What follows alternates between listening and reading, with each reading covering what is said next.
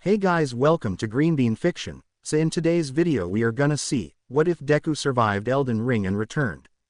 Part 3. This story is a Tarnished hero by IAmGuavaFruit. Before starting, make sure to hit that like button, as your one like motivates me to bring more stories, and subscribe the channel if you are new so you won't miss our latest videos. It did, in fact, not take long. The knight was nowhere close to Darrywheel's skill or strength, and as a result, it had Izuku sifting through its corpse to see if there was anything worth of value. Of course, its armor was the first to go into Izuku's bottomless box. The man underneath the armor looked like any regular dude you could find on the face of the earth. Next was his weapon, which was a duplicate of the one Darrywheel was using, save for the fact that it was less sharp. Once he was sure there was nothing else to loot, his eye caught on something that was situated just right next to the gate. Picking it up with his hands, he examined the thing. It was a bottle full of liquid he wasn't really familiar with. At least it was worth something, but his gut feeling told him that it was worth more than the value in his head. Gently pocketing it inside his bottomless box, Izuku then laid his hands against the solid bars of the gate, its iron feeling cool to the touch. "Oi, Katsuki!" His shout echoed past the gates, and the ash blonde, who was waiting by the side, emerged with a raised brow. "The key worked?" Katsuki asked, and Izuku nodded. "Yep." Izuku popped the "P" and shrugged his shoulders. "Just got a bit of a problem but managed to solve it, hopefully." "The fuck you mean hopefully?" Katsuki's eyes narrowed. "So, you've already heard from Thops that a key could only be used by a single person, right?" Katsuki nodded, and Izuku continued. "That meant only I could pass through with the single key we have.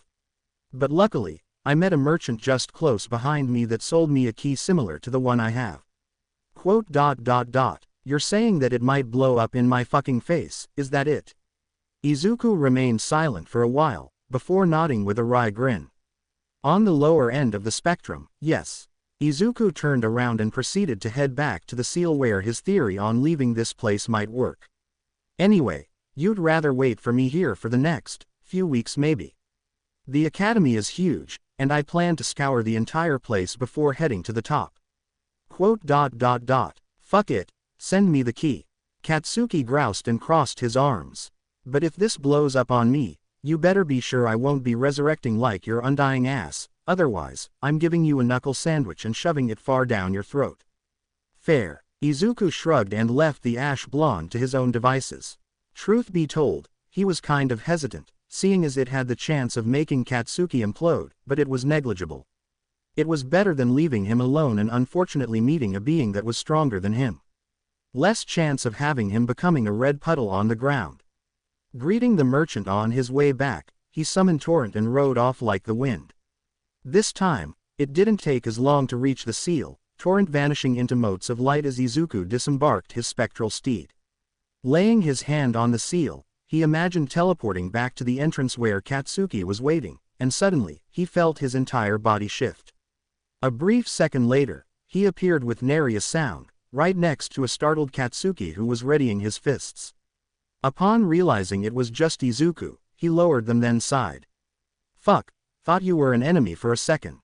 Katsuki approached Izuku with a relaxed gait. "So, you got my ticket in."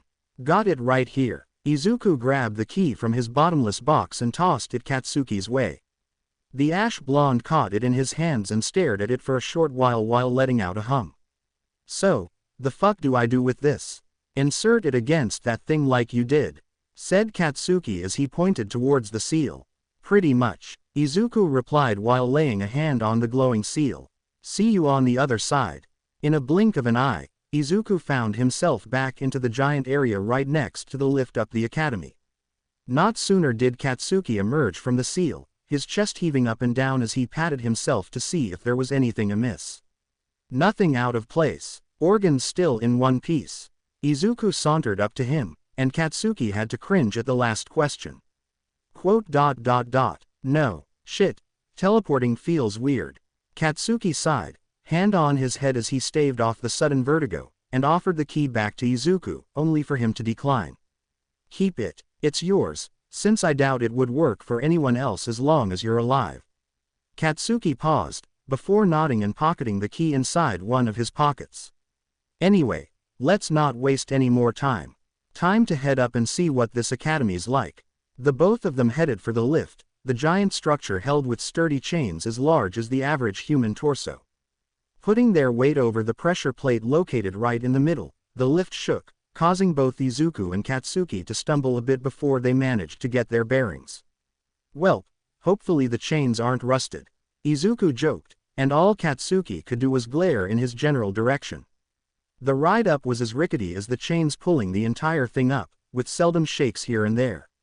Both Katsuki and Izuku, mostly Katsuki, stumbled every now and then thanks to the sudden shakes, but it wasn't that much of a problem. They saw the end as they looked up, a wooden floor, or roof, depending on the view, a thankful sight to behold. The lift stopped, and the duo stepped off, their footsteps stomping against sturdy wooden oak. There were no creaks at all, which was a testament to how well maintained it was. If only they could do the same with the lift that felt like it was just a bad day away from breaking and sending the users to their doom. Ahead of them, the fog made it hard to see whatever lay beyond, but the distant lights coming from some of the windows, as well the gargantuan silhouette of a building looming in the background. Damn, first a castle, now Hogwarts. Katsuki whistled, garnering the attention of Izuku. Didn't think you'd read a pre-Quirk era book. Izuku teased with a sly grin. Oh, fuck off. Katsuki flipped him the bird and Izuku burst into laughter. As they marched on, they arrived in a kind of small plaza with a fountain right in the middle before an archway revealing a curved set of steps leading into one of the main buildings. They inspected the plaza, noting the various cages that were surrounding the fountain. Off to the left side, a patch of greenery could be seen sitting plushly, the blades of grass swaying with the wind. They ignored the right for now, their curiosity for the giant building getting a hold of them. Passing underneath the archway and through the open gates, they came face to face with the stairs, and as soon as one of them, in this case Izuku, stepped on the first rung, a voice echoed from above. Halt! Up above, they could see something shining within the fog. Squinting at the view, Izuku could see something like a rod underneath them. It didn't take long for him to conclude that the glowing thing was in fact a stave. The academy is closed to outsiders. Reveal your mode of passage and leave, or suffer the consequences. Izuku blinked, then looked at Katsuki, the ash blonde shrugging as if he wasn't that surprised to be met with force to begin with. Facing back towards the shining light, no doubt a sorcerer wielding it in their hands, he took in a breath and hoped that they wouldn't come to arms if he could help it. But then again, he was trying to get the great rune from the supposed head of this academy, who also doubled as the queen of the country, so he wasn't that optimistic. First of all, I'm not leaving. Izuku began, fully intent on being honest. A person who didn't shy away from killing he was, but he was no liar. Secondly, I got the key from the corpse of a sorcerer about west of here in some kind of dragon's nest. By Renala, I told him not to try researching dragons. Another stave lit up and Izuku could hear another sorcerer, this time female, mutter under her breath. At any rate, the other sorcerer's voice came back, this time booming with more authority. The academy is closed until further notice to those not under our prestigious center of education. Leave now, or we will resort to forceful methods. And like I said, I have business to attend to inside your academy. Izuku sighed and ascended another step.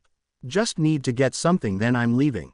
Halt. I said halt. The voice grew more and more irritated, and as Izuku continued to ascend, with Katsuki nipping at his heels, the fog grew light enough for him to see the two sorcerers posted on guard duty. They wore robes with red sashes lined with golden threads that hung around their shoulders and stretched down just past their waist. What was more interesting were the headpieces they wore, which if Izuku wasn't mistaken, were made of stone with glintstones socketed into its eye sockets. They also wore a pretty golden crown above their head, which just added to the flair. Oh shite, it's the Tarnished that killed Godric. The female sorcerer shrieked and immediately sent a swift glintstone shard Izuku's way. The other sorcerer, alarmed at the sudden revelation, also sent another swift glintstone shard. Well, so much for diplomacy. But at least he wouldn't be killing these two. They were clearly sane and were just doing their job. Knocking them out and tying them up would be the best he could do for them. It's not like anyone else could enter the academy without a key anyway. Izuku dodged the first attack by sidestepping to the left and obliterating the next with his trusty all-strike. Behind him, Katsuki blinked, his reflexes clearly too slow to keep up with the sudden attack that was almost as fast as an arrow flying at a person. The two sorcerers up above didn't let up, continuing to hurl glintstone sorcery after glintstone sorcery at Izuku in the hopes of stopping him from entering the main hall. But he didn't give a shit. They were so far below him that laughing at their attempts just made him look like an asshole. "Sorry, but my business is urgent." Izuku apologized in advance as he leapt towards one of the sorcerers. The fearful shriek coming from the female sorcerer made his chest clench, but he didn't worry too much about it. She attempted to fling something at him, her stave glowing slightly, but Izuku arrived just before she managed to get a hit off. Instead of using all strike to cleave the poor woman in twain, Izuku casted fists and knocked her into next week, his metal gauntlets impacting both sides of her headpiece and sending her straight to the ground. Not wasting time, he twisted about and gave the other sorcerer a clean shin to the forehead, the man letting out a grunt for a second before nearly tumbling down the stairs, only for Katsuki, who was content to watch Izuku blitz through them without wasting a second, to catch him and gently place him back on the ground. "Thanks for that. Don't really wanna kill these people for just doing their jobs," Izuku stated as he withdrew some rope from his bottomless box. Katsuki scoffed, his arms crossed as he glared at the horizon. "As if you just don't wanna kill them, 'cause they can talk." The ash blonde closed his eyes and thought back to the soldiers, or the bandits, that roamed Limgrave. Otherwise, you wouldn't have gone on a killing spree in Stormvale Castle. "Yes, and that too," Izuku admitted while tying the two together, making sure the knots were tight and secure. Didn't really expect to be encountering sane people in the academy, but then again, this is an academy built for the gifted to thrive. I doubt they'd let the deaths they had stop them from living on. The two went silent as Izuku finished up, the two sorcerers tied close to each other, but also giving them some room for movement. He wasn't that much of a tyrant. "You do know this isn't gonna hold on for long." Katsuki turned to Izuku, and the armored greenette nodded. "I know, but my plans have changed. If the sorcerers here are as sane as these two, we're gonna have to blitz this place and get to the top quickly." Izuku pointed upwards, and Katsuki could only roll his eyes. "Do you know how fucking huge this place is? Do you even have a map of the damn academy?" The ash blonde gestured towards the building, and Izuku shook his head. "Not really, no, but that isn't going to stop me." Izuku stood up and turned to the entrance. He took a step forward, only to stop and look in Katsuki's direction for a brief moment. "And besides, this is a school, right? What if you were able to learn how to use glintstone sorcery? Like these two?" The ash blonde pointed at the two downed sorcerers. Maybe. Who the fuck's gonna teach me then? You haven't seen you do something they did while traveling, so I doubt you'd know. You make a great point. Izuku hummed. "Anyway, that's for the future. For now, what about heading inside and getting a change of scenery?" The two of them headed inside, and their eyes boggled at the scene. "I thought this was an academy, not some kind of church," Katsuki muttered, his piercing red eyes roaming all over the place. Extravagant chandeliers hung overhead, with pews neatly ordered in lines facing some kind of altar just ahead.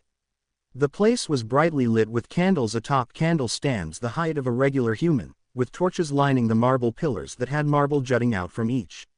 A bunch of cages, similar to the ones they had seen back in the small plaza before the curved steps hung from above, all of them empty.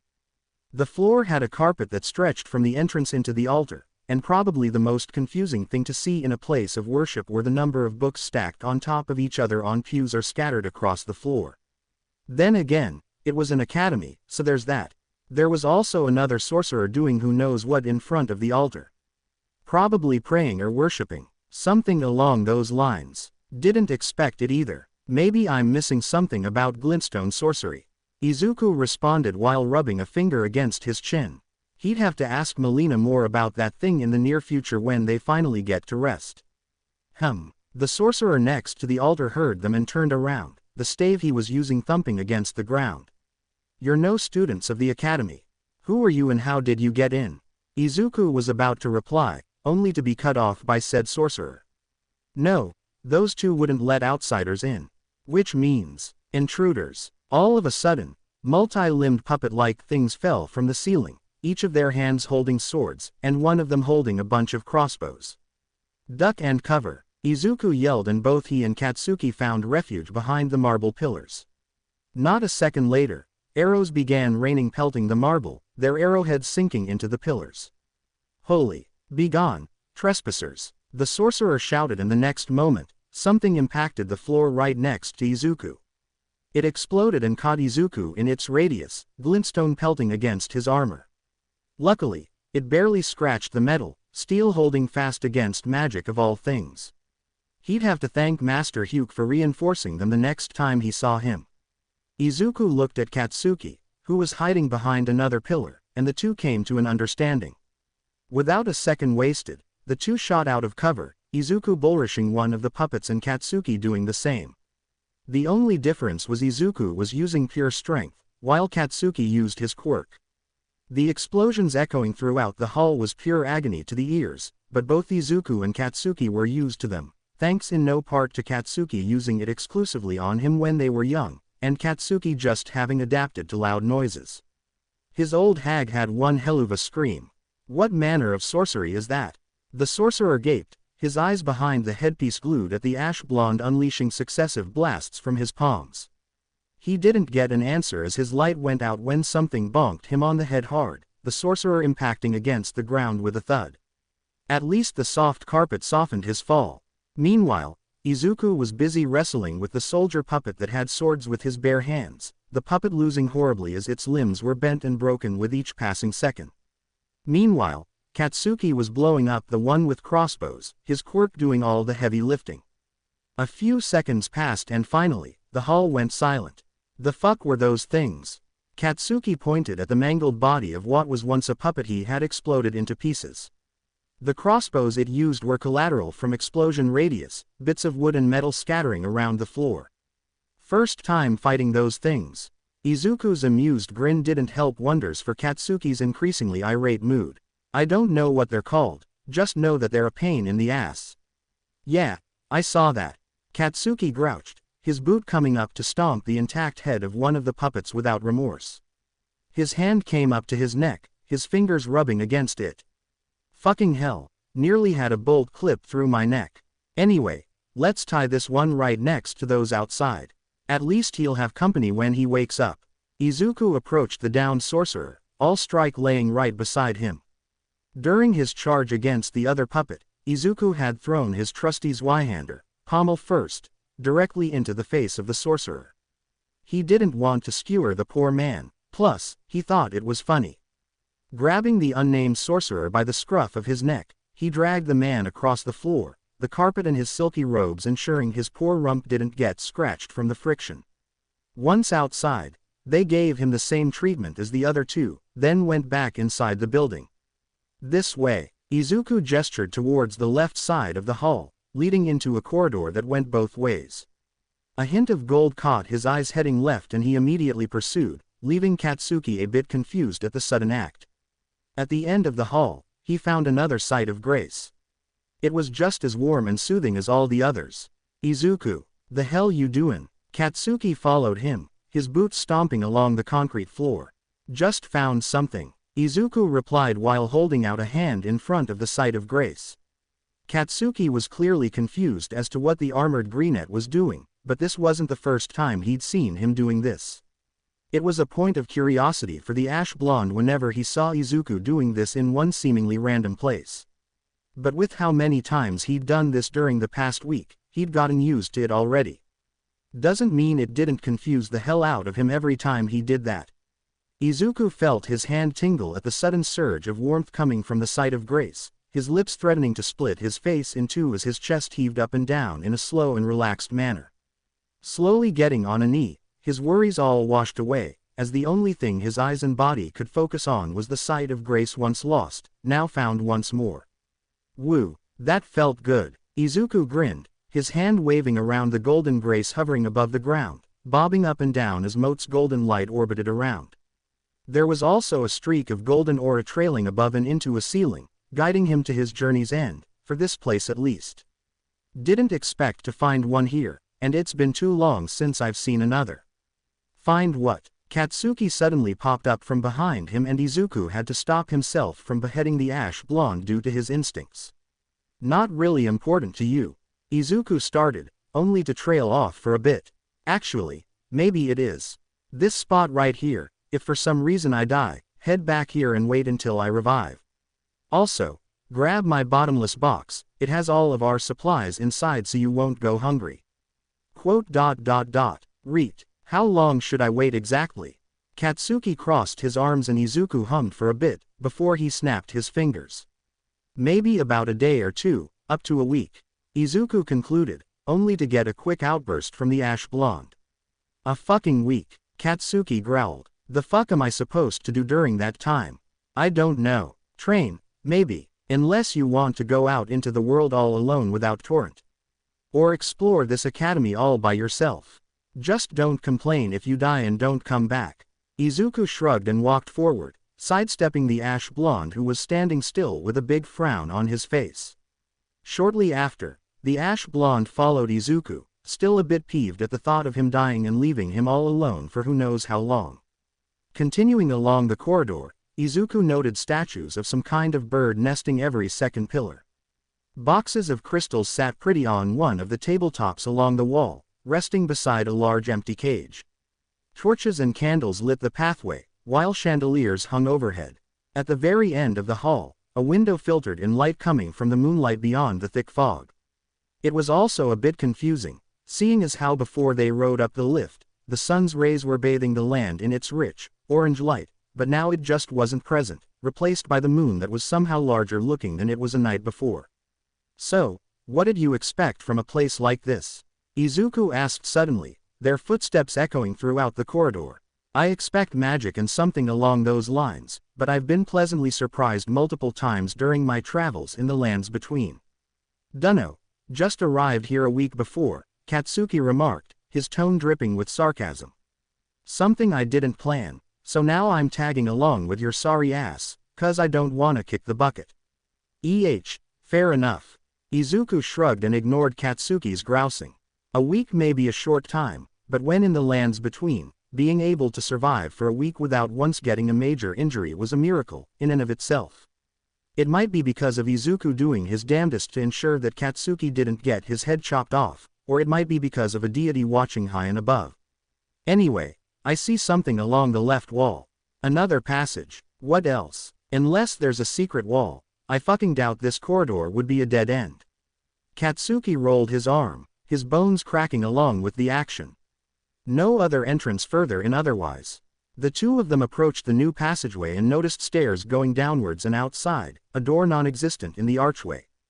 The two of them looked at each other for a moment, before nodding and heading down, their steps light and careful. Izuku readied all strike, just in case puppets decided to jump scare them as they exited the building, while Katsuki raised his arms, palms sweaty and ready. The moment their boots stepped on dirt, their eyes roamed left and met with gravestones as far as the eyes could see. There were also some lanky human-like things lumbering about, their groans a brutish rumble against the ears.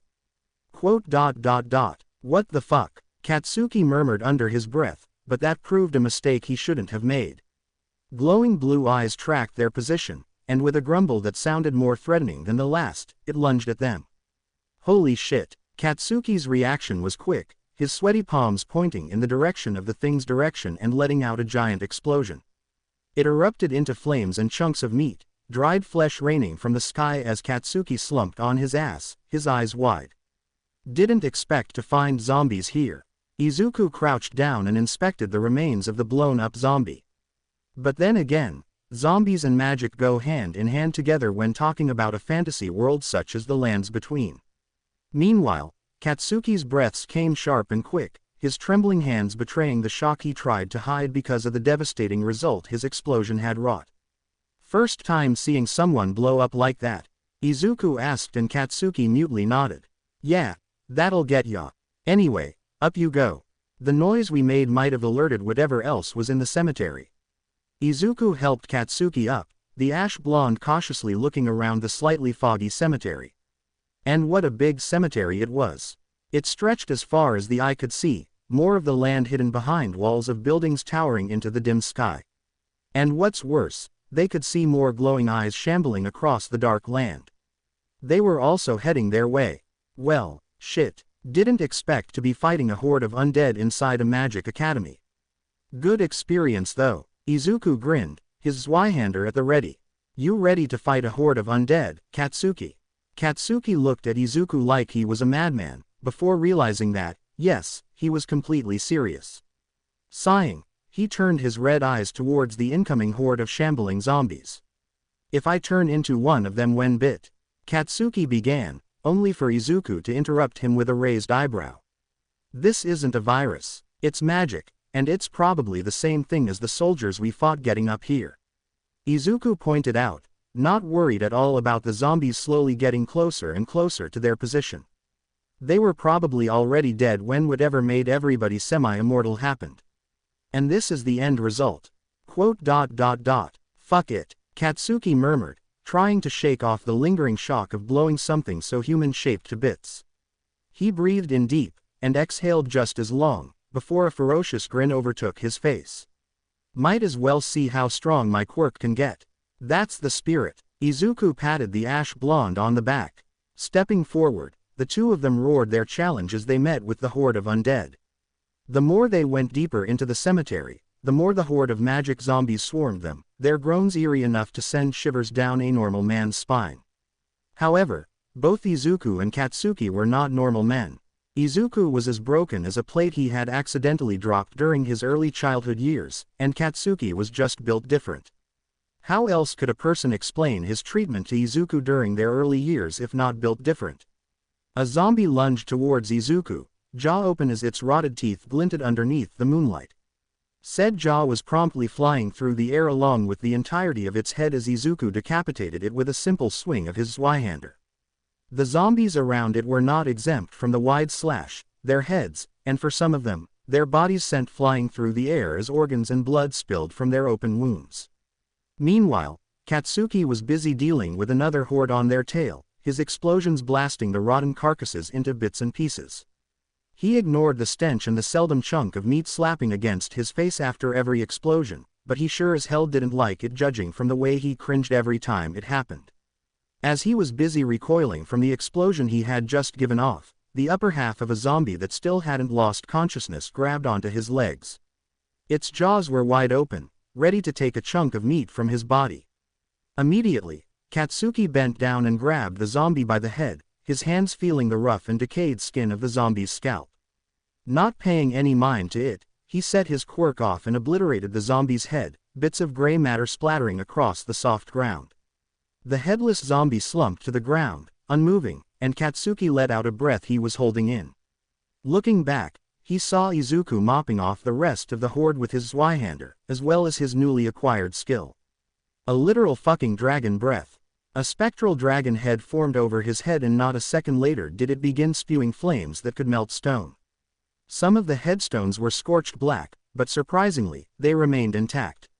The zombies on the other hand, not so much. However, probably wasn't used to using his flame breath that much, as the next moment, he was jumped by a zombie and bitten in the neck without much resistance.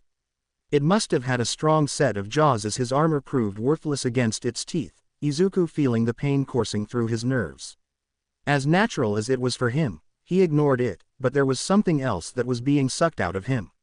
His magic reserves, or so he called it. Eyes widening at the prospect of having his power sucked out, Izuku grabbed the zombie by the head and immediately crushed it like a grape. The zombie's teeth remained lodged into his flesh as its body went slack. Prying it off of him, Izuku rummaged through his pack and withdrew his wonderful flask of cerulean tears, before gulping down a sip. He placed it back inside once he was done and went back to scorching the rest of the zombies that remained. A few seconds later, the area was clear of moving undead, their charred remains laying still on the ground. Izuku huffed, his chest and throat still burning hot from the dragon breath he had abused against these magic zombies. Yes, he was calling them magic zombies because they also suck magic as well. Kind of on point for a magic academy to have undead that sucked out magic, or sorcery in their terms. Izuku continued to call them magic just to differentiate the spells and the reserves required to cast said sorceries, or in his case, incantations. You gonna do anything with that bite wound? Katsuki pointed out as he bent over, hands on his knees as sweat dripped from his chin. His clothes and armor were drenched with rotten blood, the stench coming from him incredibly nauseating. That said, it didn't affect them one bit, already having been used to the smell from their other fights where gore splattered all about. Was going to, Izuku replied as he rummaged through his bottomless box, retrieving a golden, glowing rock that was warm to the touch. Tossing it to the ground, Izuku felt its warm embrace soothing his soul, his wound beginning to heal, albeit slowly. Katsuki scooched closer as well, recognizing the stone that had healed him, his classmates, and his schoolmates whenever Izuku went full harsh taskmaster during their training. He didn't sport the grievous injury that Izuku had gotten from the bite, but he did have bruises and cuts from the tight grip and harsh nails the zombies had. Didn't expect you to get fucking bit like that. Katsuki started after the two of them laid silent for a few seconds. Your new power that distracting? Yeah, Izuku nodded, eyes staring at the warming stone that continued to offer its warm glow to heal the two of them. Felt like I had no control over myself while breathing out the flames. Couldn't move my arms to defend, or my feet to reposition. At least with Dragon Claw, I could still move how I want, but using Dragon Breath. Izuku pursed his lips, eyes narrowed as he focused on the warmth. Maybe I just need more practice with it. His piece said. The area descended into silence once more, save for the humming of the warming stone giving them refuge. Once it ran out of juice and Izuku and Katsuki felt their bodies refreshed, they continued on, most of the cemetery still waiting to be uncovered. More undead hordes were met along the path, with Izuku and Katsuki decimating them whenever they got too close. It was beginning to get a bit bothersome, what with the unchanging scenery, the constant groans and their suicidal lunges, and worst of all, the chunks of flesh that splattered all over them whenever Katsuki blew one of them up to Kingdom Come. They may be used to the stench and gore, but the feeling of uncleanliness affected both of them, Katsuki more so seeing as how he was still fully human. Imagine the number of viruses one could get with rotten blood splattered all over his skin. He was only human, after all, and humans weren't meant to be walking petri dishes of rotting gore. Unlike Katsuki, Izuku's concern wasn't the blood itself. His body was far beyond such worries, but rather the grime that clung stubbornly to his polished armor. Dried rotten blood stained his chestpiece and fur collar with bits of flesh lodged in the joints of his armor. This was going to be a nightmare to clean once they found an ample spot to rest, hopefully another sight of grace.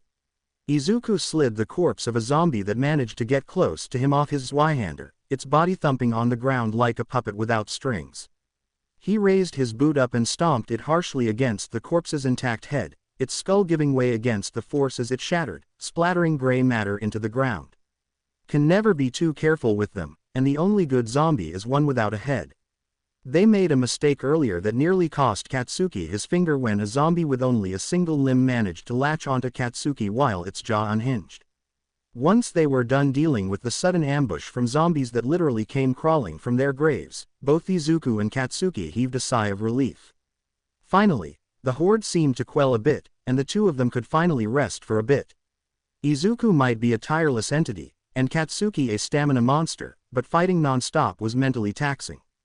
The rare moments where they could catch their breaths was soothing to their souls as they took in the dark and dreary atmosphere of the foggy cemetery. Annoying corpses, Izuku moaned, his Zweihander's blade sunken into the ground as he stretched his joints and took out the bits and pieces of flesh stuck in them. Bleg, looks like I'll be having a date with Hugh later. Who's Hugh? Katsuki piped up from beside him, a raised eyebrow declaring his confusion. Izuku stared at the ash blonde for a moment, before snapping his fingers in realization. Oh, right, I forgot to tell you about the roundtable hold. Izuku hummed a tune as he laid his hands on the hilt of all strike. Pulling it from the ground, he laid it against his shoulder and side-eyed the ash blonde. Basically, think of a pocket dimension where I can ask some people to help with my travels. Like, companions and shit. Katsuki looked even more curious, as well as a tad bit confused. No, nothing like that.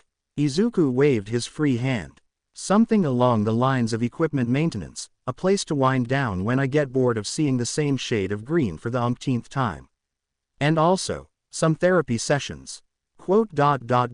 You, therapy. Katsuki looked on with disbelief, garnering an amused snort from the armored greenette. What, is it impossible to imagine me needing to have a healthy mental state? Izuku chuckled, his helmet muffling the sounds that exited his throat. If I wasn't able to stay sane, I doubt you would be having this conversation with me. Katsuki looked away, a frown hovering over his face. His throat bobbed up and down as his eyes looked far and away, a hint of guilt hidden deep within. Silence overcame the two, the wind whistling across their ears, the only sound to be heard in this eerie cemetery. Been a fucking week since we've got here. Katsuki started after a few seconds, his eyes staring far off into the distant horizon. I've been thinking the whole time. About this place. About myself. About you. Izuku raised an eyebrow at the statement, his lips forming a thin line across his face. Hell, wasn't even able to say the thing before I got sucked into this fucking fantasy world. Katsuki chuckled bitterly, a wry smile stretching the corners of his lips. He turned his head and stared directly into Izuku's eyes underneath his helmet. So, before I forget, I'm sorry for the shitty things I've done to you in the past. His words came out like silk, no gasps or stutters. Izuku was a bit surprised to hear the ash blonde apologizing, much more to himself, but then again, before they were sent here, Katsuki was about to say something to him that tore him up inside. Maybe this was what he wanted to do. Apologize for all the shit he's sent his way back to when they were young.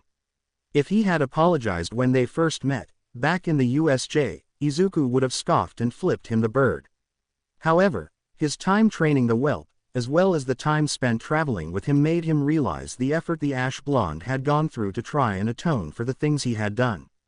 And Izuku respected that. That being said, you think I'm gonna forgive you just because you apologized? Izuku frowned, his fingers twitching upon the hilt of his blade. Hell no, and I don't expect you to. Katsuki shrugged. God fucking knows I don't deserve it. Doesn't mean I wouldn't spend my life doing what's right. I'm sick of doing stupid, villain shit. Sick of myself for even doing those fucked up things in the first place. He clenched his fists, eyes closed as he squatted down, head downcast. Never has my life been this clear. And all it took was one of my friends getting cut in half, reflecting for 10 months, then getting thrown into some weird-ass fantasy world with said friend. The ash blonde chuckled as his hands played with the dirt, grime clinging to his leather gloves as he formed a dirt ball. Fuck my life, man. He chucked it away, the ball of dirt landing atop one of the severed heads of a zombie he had slain. Izuku listened to all of it while stewing in his thoughts. As much as he hated the ash blonde for all the things he'd done to him, and all other victims during his bullying days, he couldn't really stay angry that much, not with Katsuki getting torn to death by his guilt and remorse. He was suffering, that much was clear to the greenette, and truthfully, as long he continued to suffer, will Izuku's inner demons be satisfied? He might not outright show it, but internally, Katsuki was a mess. He'll forever carry it into his grave, the bundle of regret and remorse he had in the first chapter of his life. And that was enough for Izuku. Couldn't really fault him for his situation in the first place, what with the main culprit being a slime villain that was choking said ash blonde to death before Izuku tried to save him, ending up with him getting torn in half. And also, the literal cosmic being that thrust him into the lands between, but that was past the point. As such, he had no idea how to approach the situation. Here was Katsuki, his once friend turned bully, that had suicide baited him, made him feel less like a human and more a pest, and had physically abused him for the better half of a decade with his quirk, drowning in guilt and regret. He didn't know what to do. The two succumbed to silence once more, the howling wind rushing through the ears as the distant groans of zombies could be heard from all around. Only for it to be broken by Izuku sighing as he squatted down right next to Katsuki. He may have had no idea how to respond, but he could always copy what someone would do in said situation, in this case, his dead mother. He closed his eyes and thought about his past. His fragmented memories proved it difficult, but he was able to bring some of them back. Even after his father had left them, not even bothering to leave anything behind after the fact that Izuku was diagnosed quirkless, his mother didn't hate him. Well, openly at least. But there was one thing she said to him that came rushing to the front of his mind like a tidal wave. Your father. Ever since he left, I hated him. For leaving me behind. For leaving you behind. Our precious son. My baby. But I can't let it consume me, otherwise, who's going to take care of you? Her words echoed within the chambers of his mind, and Izuku knew what he had to do. Look, Katsuki, I hate what you did to me all those years ago. I hate you because you kept on doing them for years. I will never let go of this hatred, just because you fucking apologized. His words dripped with venom, the stoic, sometimes teasing veneer dropped and forgotten as he laid out his feelings he had locked within himself. But, I will not act on them. Not until you give me a reason to. A new reason for me to hate you again. That's all I ask. Katsuki was quick to agree, knowing that Izuku's metaphorical blade hung overhead like a guillotine. Good. Izuku clammed his mouth shut, the frown still on his face underneath the helmet. His chest felt lighter, his shoulders less tense. Fia was right, bottling emotions wasn't healthy. Anyway, let's get going. Can't waste any more time here, don't want the zombies to horde us again. Hey, read my fucking mind. Katsuki grinned, albeit weakly, and stood together with Izuku. Once more, they trudged on through the cemetery, cutting down anything that dared rise from the grave. Their boots stopped, imprints left on the ground behind them. Corpses of zombies littered the path they took, their once glowing eyes now dimmed, impossible to see within the foggy night. So, chances this feels like a trap? Katsuki asked as his eyes roamed the rope bridge hanging over a gorge. Yes, was Izuku's simple response. Sighing, the ash blonde readied his hands and removed the leather gloves, slipping them into a fanny pack all the while. Izuku, meanwhile, deposited all strike back into his bottomless box, garnering a raised eyebrow from Katsuki. You want me to accidentally cut the ropes when I swing? Izuku's response caused Katsuki to nod, understanding dawning over him. He rummaged through the bottomless box for a while, until he withdrew something from within with a grin. Katsuki looked at him, his head tilting to the side at the odd weapon choice. Been a while since I've used this. Izuku strapped the kesti over his metal gauntlets, a bit uncomfortable, sure, and flexed them for a bit. Can't ignore hand-to-hand if I ever lose my weapon during a fight. Understandable. Katsuki hummed. Anyway, we going? Yep. Izuku popped the P. I have the front and you the back. Yeah. Katsuki turned around and directed his gaze at anything that might be suspicious. Sure, zombies had already climbed out of the graves nearby, but there were others that still laid unsullied. The two of them advanced, Izuku's eyes glued to the front while Katsuki made sure to check their 6 o'clock with fervent zeal. When they reached the middle part of the bridge, Katsuki saw something moving on the edge of the bridge and immediately tapped Izuku on the shoulder. Izuku turned around and saw Katsuki pointing towards the end of the bridge and saw the same movement. It was then followed by audible groans and those glowing blue eyes the zombies here had. Well, shit, Izuku muttered underneath his breath. Turning around, his eyes widened when he saw another horde of zombies coming their way. Ah, fuck, can't use my quirk too much. Katsuki narrowed his eyes at the incoming horde on both sides. Don't want to collapse the damn bridge. Use your mace then. Izuku replied and the ash blonde did just as he said. He got it from a soldier he had killed back in Stormvale Castle. He didn't really use it much because his quirk proved too useful, plus it was like a muscle. The more a quirk is used, the more it develops. Grabbing it from his belt, baldric to be more precise, Katsuki held it in his dominant hand and readied himself for the horde. This was going to be a hard fight, not because of their enemies, but because of their location. Well, that wasn't as bad as I thought. Izuku grinned, his armor bloodied, and fists caked in gore. Fuck you. Katsuki scowled, his mace dripping with blood, staining the bridge with its crimson color. Thought I was gonna fall off at some point. Well, that's what I would call a skill issue. Izuku teased and got a birdie for his troubles. Anyways, need to get moving. We can't stay here. Thought you'd never ask. Katsuki hung his mace back on his baldric, ignoring the blood that splattered across his clothes and armor. They were already stained, what was some more? They continued onward, ignoring the various bodies that littered the bridge. It took just half a minute before they reached the end of the bridge, only to immediately be assaulted by a rabid dog that was hiding within the bushes. Izuku's instincts kicked into overdrive and punched the damned mongrel into the ground, before brutalizing it, leaving behind a dog with its head literally pulped beyond recognition. The fuck, Izuku? Katsuki looked at the armored greenette, his face a bit green at the sheer brutality he was faced with. I hate dogs. I also hate dogs that surprise me. Izuku sneered at the dog's corpse. The number of times he had died to dogs were too many to count.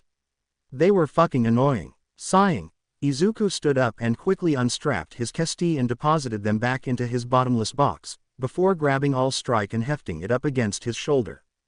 Just in time for his eyes to catch a glint amidst the darkness. Eyes widening, he pushed Katsuki out of the way and an arrow lodged itself into his neck. Pain coursed through his veins, blood clogging up his throat as he choked on his own life force. Grabbing the shaft, he yanked the arrow out and blood gushed out of the wound. It didn't stop Izuku from grabbing his flask of crimson tears and gulping down a sip.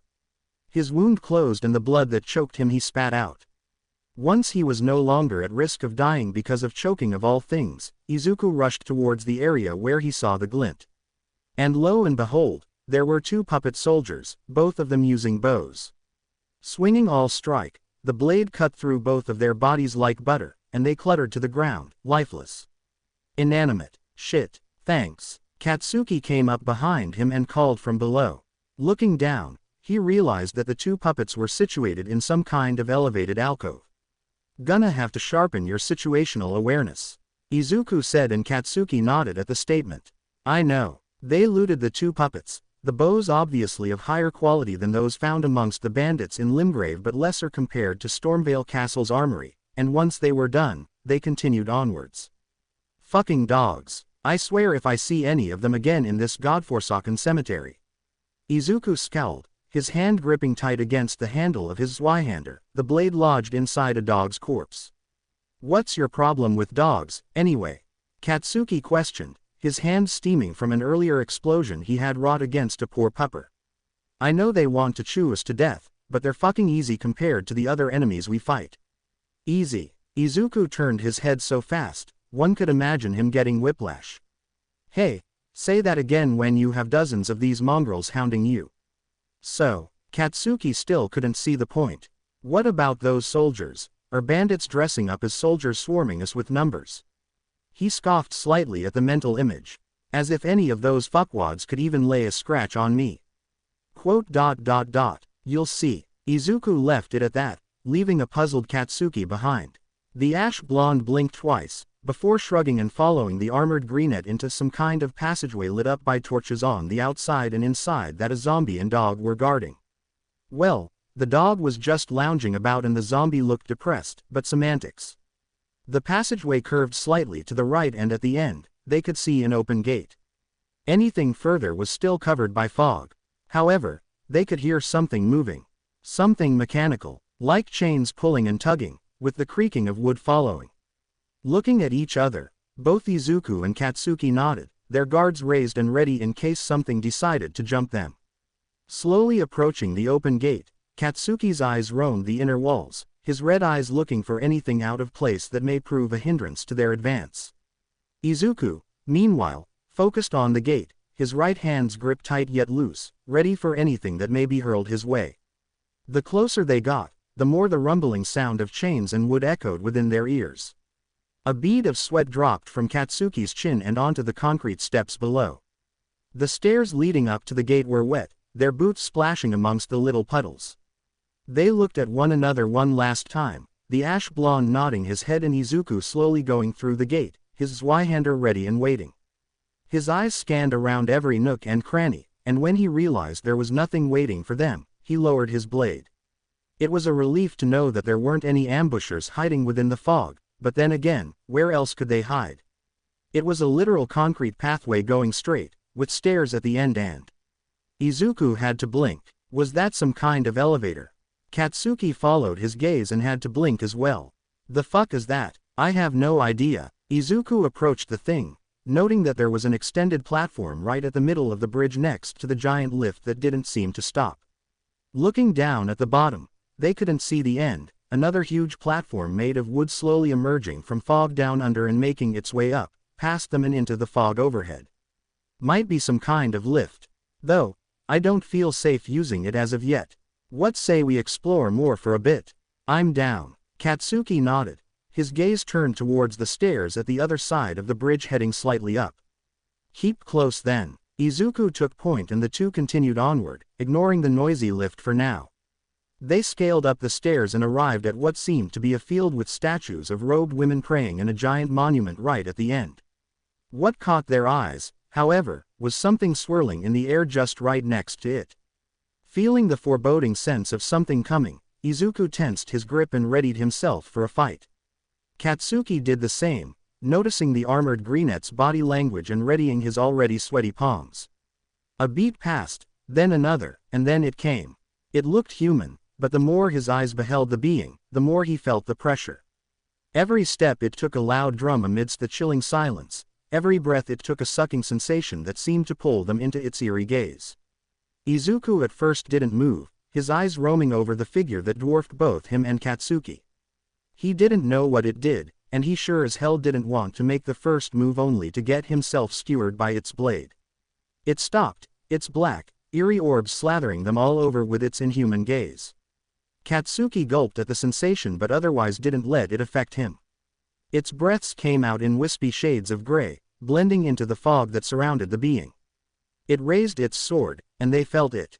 A force of motion, an impending sense of doom.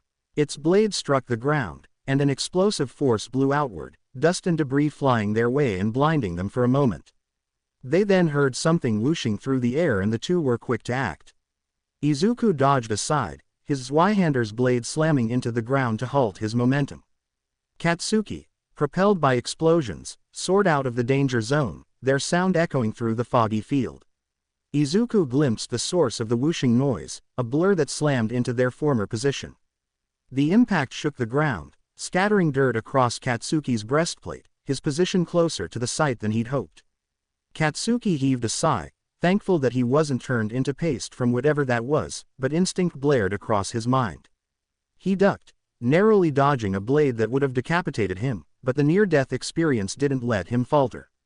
He was already used to blades and arrows flying overhead, or even beside him, and the experiences made him a bit desensitized to the act. Which was why he let out a curse when his instincts blared again, and he had to dodge once more.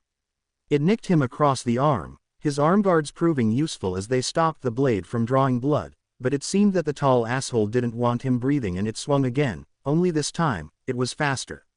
With no time to dodge, Katsuki growled against the current, refusing to go quietly into the night. He tried to use his quirk to push himself out of the way, but it was too late.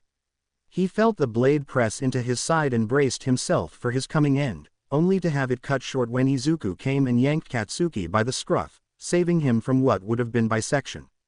An ear-piercing shriek of metal against metal assaulted their ears, but that was incomparable to the relief Katsuki felt when he zoomed away the hulking figure, his armor gaining a new scratch from the brief contact. Skidding across the ground, he tried to right himself up, hands digging into the soil as they carved mounds of dirt. It took a modicum amount of effort to be able to finally stand on his two legs, and what met his vision was truly something that would put hero fights to shame back in Japan. He knew Izuku held back most of the time during their travels. Hell, he held back when they sparred against each other back in Japan. He had never seen Izuku getting serious back when he was still in UA before being sent here, and during their week-long travel through the lands between, he had only seen him go all out a handful of times. All of which was because his ass was nearly on the chopping block. But it lasted at most a second because of how fast he was. Now, when pitted against someone equal or maybe even stronger than him, his mouth went dry. A weak chuckle escaped his lips as he left the enemy that was way out of his league and took a step back, content to let Izuku solo the fucking asshole. To his untrained eyes, all he saw were rapid movements that were all but blurs.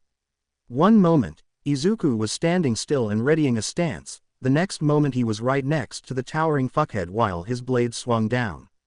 The tall asshole, meanwhile, was able to block by raising its sword against surrender, a loud roar booming out of its mouth that made Katsuki's ears ring like it was fucking New Year. Yep, way out of his league. He'll let Izuku take this one. That claim of slaying the dragon when he first arrived here was looking more and more valid the longer he watched the fight go on. Meanwhile, Izuku was thankful to the Ash Blonde for deciding to sit this fight out. He couldn't defend him very well while making sure this towering behemoth didn't rip him a new asshole to eat out of. Ducking underneath a swing and jumping back to avoid an overhead smash that would have pounded his head into a pulp, Izuku let the power within him flow to his arm, the large of a dragon forming over his appendage. With a ferocious grin, Izuku leapt into the air at speeds that would have rivaled that of a speedster back in UA. His claw slammed down and managed to nick the tall figure as it dodged to the side, a pained cry echoing throughout the foggy field. His arm glowed purple and Izuku's eyes widened a fraction. As he expected, he saw something hurtling towards him at breakneck speeds. Stepping to the side, he dodged the purple missile thing and heard it impact the ground behind him. It held less impact than earlier, so that must be a different move. Not wasting time, Izuku rushed towards the figure with his blade held high, only for it to come crashing down as the tall figure thrust its sword into the ground, an explosion of dirt and debris overtaking the area. Izuku raged against the force, slamming his oversized draconic arm into the dirt to counteract the knockback. The ground beneath him was gouged beyond repair, debris and concrete scattering across the damp soil. His momentum stopped while his eyes trailed the figure, only for it to widen when from above, a portal opened and out came a rock. He tried to dodge, but the rock proved fast enough. It slammed against his arm, a grunt forcing itself out of his mouth. His arm was broken, no doubt, but he didn't need both of his arms to win. He only needed one. The figure still looked like it was recovering from its latest attack and Izuku took the chance. He pumped power into his legs and flew across the field like a torpedo. The figure noticed the advance, but wasn't able to react in time, all strike impaling the tall figure through the chest. But it wasn't enough. Izuku could see one last-ditch effort as it raised its free hand, a well of power hovering over its palm. He didn't want to know what it did, so he laid the fight to rest. His chest grew hot, then it traveled up into his throat as the head of a dragon formed overhead. With a loud bellow, flames poured from his maw and doused the tall figure with searing heat. It shrieked, the well of power gone from its hands as the figure took the brunt, its squirming growing weak as time continued. By the end of the breath, all that was left was the charred corpse of the figure, its slender body limp and unmoving. As it lay broken on the ground, shards of knowledge entered Izuku's mind, the possibility of using one of its powers as his own. Sadly, Izuku wasn't strong enough, mentally that is, to even dare attempt to use it. At most, it'd blow up in his face. At worst, he didn't want to know. A breath left his lips as he crashed on his backside, the pain flaring on his left side reminding him of his broken arm. Rummaging through his pack, he withdrew the flask of crimson tears and took a sip, his left arm mending itself back into shape. Through it all, he felt the pain of rapid regeneration, but he bore it with a smile on his face. Tough motherfucker, isn't he? Katsuki made himself known as he appeared beside the corpse, his foot tapping on the charred husk that was the figure's head. He then looked at Izuku, red orbs trembling slightly as he took it all in. Things'll just get worse from here, won't they? Yep, Izuku nodded. Nothing ever stays easy in this land. And frankly, compared to some of the other things I've fought here, this was just kiddie time. He frowned, eyes turning to meet his left arm as he rolled it over. Just got a bit surprised about that final attack. You've got to be shitting me. Katsuki's skin grew paler than usual when Izuku didn't retort mockingly. He turned around and paced back and forth, red eyes oftenly staring at the charred husk that nearly cut him in twain. Fuck. Izuku left the ash blonde to his cursing rumination as he tried to catch his breath. Say what he will about the tall figure, it gave him quite the thrill. It was about time that he met another being that could give him a worthy fight, but with Katsuki here, he just hoped it wasn't too frequent. After the fight had concluded, Izuku was quick to gather the spoils, only to realize that the sword the tall figure used was broken beyond repair. It wasn't like the figure had any other valuables on him, seeing as how he was butt naked with nary a cloth to cover up his dignity. Leaving the corpse to its lonesome, he spied a sparkle that glinted in his eyes, right at the forefront of the giant monument. Climbing up on top of it, he reached down and picked up a silver-ish piece of ore. His eyes widened as a grin formed on his face, the piece of ore slowly stuffed inside his bottomless box and handled with utmost care. Izuku's been looking for somber smithing stones, and it was about time he found one. Once he was done pocketing the ore, he hopped off the monument and went straight towards Katsuki, who was done pacing about while staring at the sky overhead, the loud pulling of chains and gears still entering their ears like a melodious symphony. "I take it you've looked around while I was busy looting our friend here," Izuku said. The ash blonde turned around and nodded, albeit grimly. Izuku sighed, knowing that the lift was incredibly unsafe, but there weren't any other paths they could take. Shit. Welp. No other way, come on then. Katsuki watched as Izuku stood in front of the lift, waiting for another platform to arrive so they could hitch a ride up. Katsuki was doubtful that they would ever find something of a safe spot as they ascended, but there must be some use to this giant thing, otherwise, why build it? With a sigh and his hand palming his face, Katsuki followed Izuku, and once a platform showed itself, they hopped on. At least it was sturdy, no trembling here, no shaking there, just plain stableness. Excuse the fact that the lift didn't have handrails and was attached to only one side of the giant mechanism, and he dares say it could rival the safety of elevators back in Japan. The lift was slow, rising higher and higher at a snail's pace. Izuku looked up, fog. He looked down, more fog. He closed his eyes, brain screaming that this was going to be a long wait. After what seemed like an eternity, they could finally see a silhouette up in the far distance. Izuku stood up from his sitting position, a slight grin on his face. Katsuki, meanwhile, scowled as he clenched his fists. Fucking finally. Thought this was gonna take forever. The ash blonde sneered, rolling his arms as cracks popped along his limbs. So, how we gonna do this if there are assholes at the top? Same thing we did earlier with those guarding the entrance. Izuku shrugged as he readied his Zweihander. Knock them out if they're hostile or talk if they aren't violent.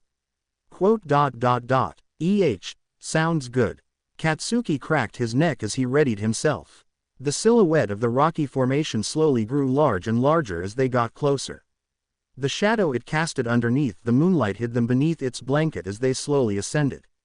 It took at most a minute before they jumped off, Izuku with his Zweihander ready to slash any poor fool who decided to give him a hard time, and Katsuki with his gloves hanging on his belt, hands sweaty.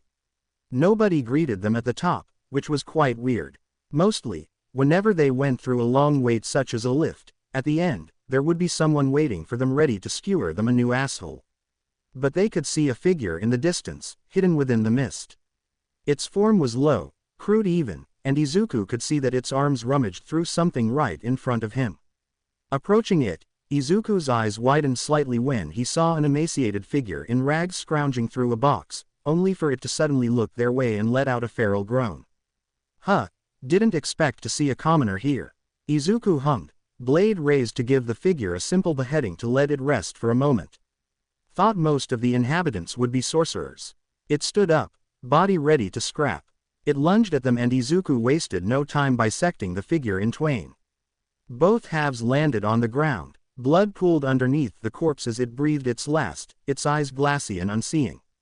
Katsuki winced slightly. It never got any easier seeing Izuku kill without remorse, but he was slowly getting used to it with a bit of morbid fascination as to how the man himself stayed sane.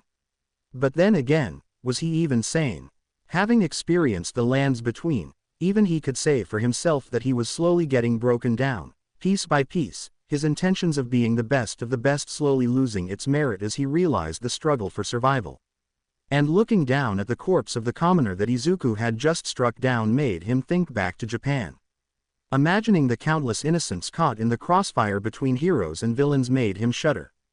It was sickening, and he was all but adhering to the dogma spoon-fed to them every day by the mass media about how heroes were the paragons of society. He was lucky that he had learned that the hard way when Izuku first died right in front of his eyes after he tried to save his sorry ass. Even after all that he did to him during their childhood, he still tried to save him, to make sure he didn't end up a walking corpse controlled by that fucking slime villain. When he gets back to Japan, and he will, no doubt about that, he was gonna make strides into the hero industry, changing it for the better even if he had to drag it kicking and screaming towards a new age. All Might caused a new age all on his own as the symbol of peace, reducing the crime rate to near zero, but when he retires, who is gonna pick up the slack? Truth of the matter was, he saw the writings on the wall. The moment All Might vanishes from the hero scene, things were gonna go fucked. And his egotistic mind was telling him to be there for the fallout. He may be regretting what he had done in the past, but fuck that if his goal still isn't being number one. There's another path here, Izuku said, their eyes roaming to the side as they saw an arch of natural stone. Wanna see what's indie here before heading forward? Sure. Katsuki nodded. He followed Izuku into the pathway, and inside, they saw two more commoners just lounging about, and a giant mechanism that was possibly part of the lift that. Izuku wasted no time in wasting the two commoners with his Zweihander, the corpses dropping to the ground like sacks of potatoes. That is one big gear, Izuku noted as he beheld the mechanism that was continuously turning. You think the commoners were maintaining the thing for the entire time being here? Maybe. Don't know what else they were doing here. Katsuki crouched down and examined the corpses, trying to look for anything worthwhile to take. Must have been brought here for a reason. This is an academy of sorcery, after all. True. Izuku nodded, then did the same with the other commoner corpse. After not finding anything worthwhile, they continued on, but before going back to the main path, they looked at the end of a wall and found some crystal darts. Pocketing them, they went back to the main path and came face to face with a building leading deeper into the academy. Oh, finally. Thought there wasn't going to be another sight. Izuku smiled, the familiar feeling of grace touching his very soul as it floated innocently in the middle of the room. Katsuki, still not seeing the sight of grace, shrugged and waited for Izuku to be done with his familiar ritual. Izuku hovered a palm over the sight, his palm going warm, a stark contrast to the chill of the mist outside. It circled around him, and closing his eyes, he knelt down before sitting before it, his mind being at peace. Katsuki, if I die, you wait here, all right, Izuku said, and Katsuki nodded, fully noting that the armored man said it with nary a hint of amusement. I don't care how long it takes, you will wait here with my bottomless box until I revive. Yeah, Izuku waved his hands around. No need telling me not to be suicidal like your ass used to be. Wanna say that to my face again? Izuku frowned and Katsuki stiffened at the sudden slip of the tongue. Sorry, bad habit, and amusingly, Katsuki was being genuine about that. Izuku snickered and patted him on the shoulder. Just messing with you, Izuku smirked, hands going back to warm himself with the sight of grace. I know I was a bit suicidal, rushing in to save you from the slime villain. And I was an ass for trying to bait you into suicide. No need to victim blame here, Izuku. Katsuki's words caused Izuku to shrug. Just let bygones be bygones. Izuku waved him away. Now if you'll excuse me, I need to do something privately. Can you please go out for a minute? This won't take long. Katsuki looked at Izuku for a bit with a scrutinizing gaze, then shrugged. Fine. Just don't take too long. The ash blonde moved to head out from where they came from. It's fucking cold outside. Like Izuku believed that, the ash blonde wasn't affected by the cold that much due to the nature of his quirk. But then again, the mist outside wasn't normal, so maybe there was an effect. He pondered for a bit until Katsuki stepped out of sight, and hopefully out of earshot. Once he was away, Izuku stared at the sight of grace silently, until a figure materialized before him. Tarnished. Molina greeted him with the usual blank face she had. Smiling, Izuku acknowledged her with a nod and waved his arm at her. Molina. Been a while, Izuku started, knowing that for the spectral girl, it wasn't a while. She was always with him, always watching, always observing. Indeed, it has. She approached him slowly, kneeling beside him as she stared directly into his eyes. Never would I have thought to see a regular human, albeit one with powers not known to this world, thrive in the lands between.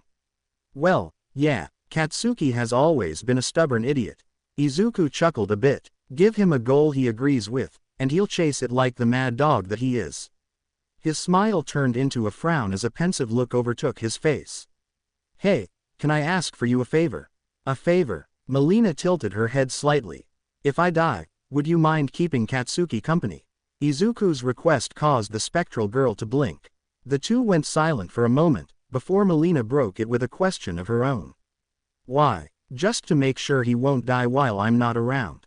I still need to get him back home to Japan. Dying alone with no one knowing what had happened to him is not something I would wish for him, even with all the shit he put me through in the past. Izuku stared at the hovering sight of Grace, its golden glow washing over him in droves. Plus, maybe you could teach him some things here in the lands between. Maybe teach him some sorceries if you know some. I am no sorcerer, Molina said with a slight frown. However, if you wish for me to do so, I may try to learn the most basic of basics. We are, after all, inside one of the most well-regarded places to learn such a thing. Are you, perhaps, interested in the art? Izuku scooched closer, and the spectral girl sighed for a bit. It was a bit of an interest to me in the past.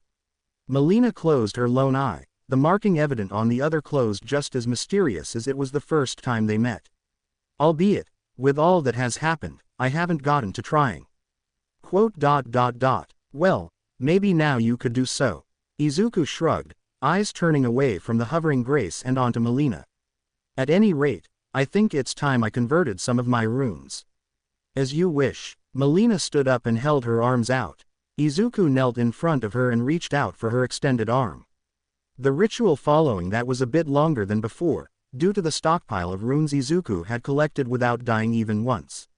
All right Katsuki, I'm done. Izuku called out for the ash blonde just loitering outside. Not a moment later, Katsuki came in with his hands inside his pockets, a scowl decorating his lips.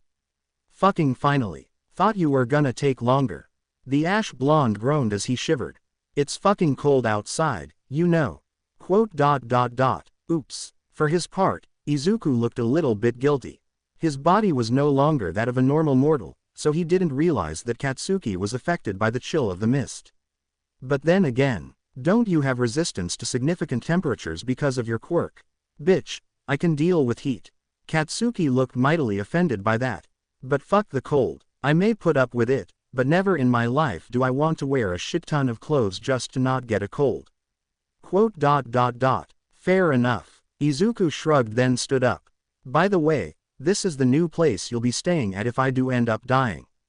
Just wait for me to revive here and then we'll continue where we left off. Sure. That ash blonde just stared mutely at the armored man, before the two went on their way. Heading into the door that led into a corridor, they were met with a split in the path. Looking to the left, they saw something resembling a library. Then again, the entire academy is technically a giant library, and the corridor stretched further into the right. You are not supposed to be here.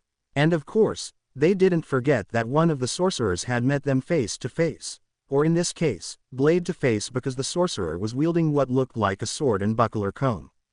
Identify yourselves or face the consequences. Izuku and Katsuki looked at each other for a moment, before looking back at the giant mask-wearing sorcerer. I have important business with Renola, the other one with me is just to tag along. Izuku pointed towards Katsuki, to which the ash blonde just rolled his eyes. They could feel the piercing stare of the masked sorcerer, until he jerked and readied his blade.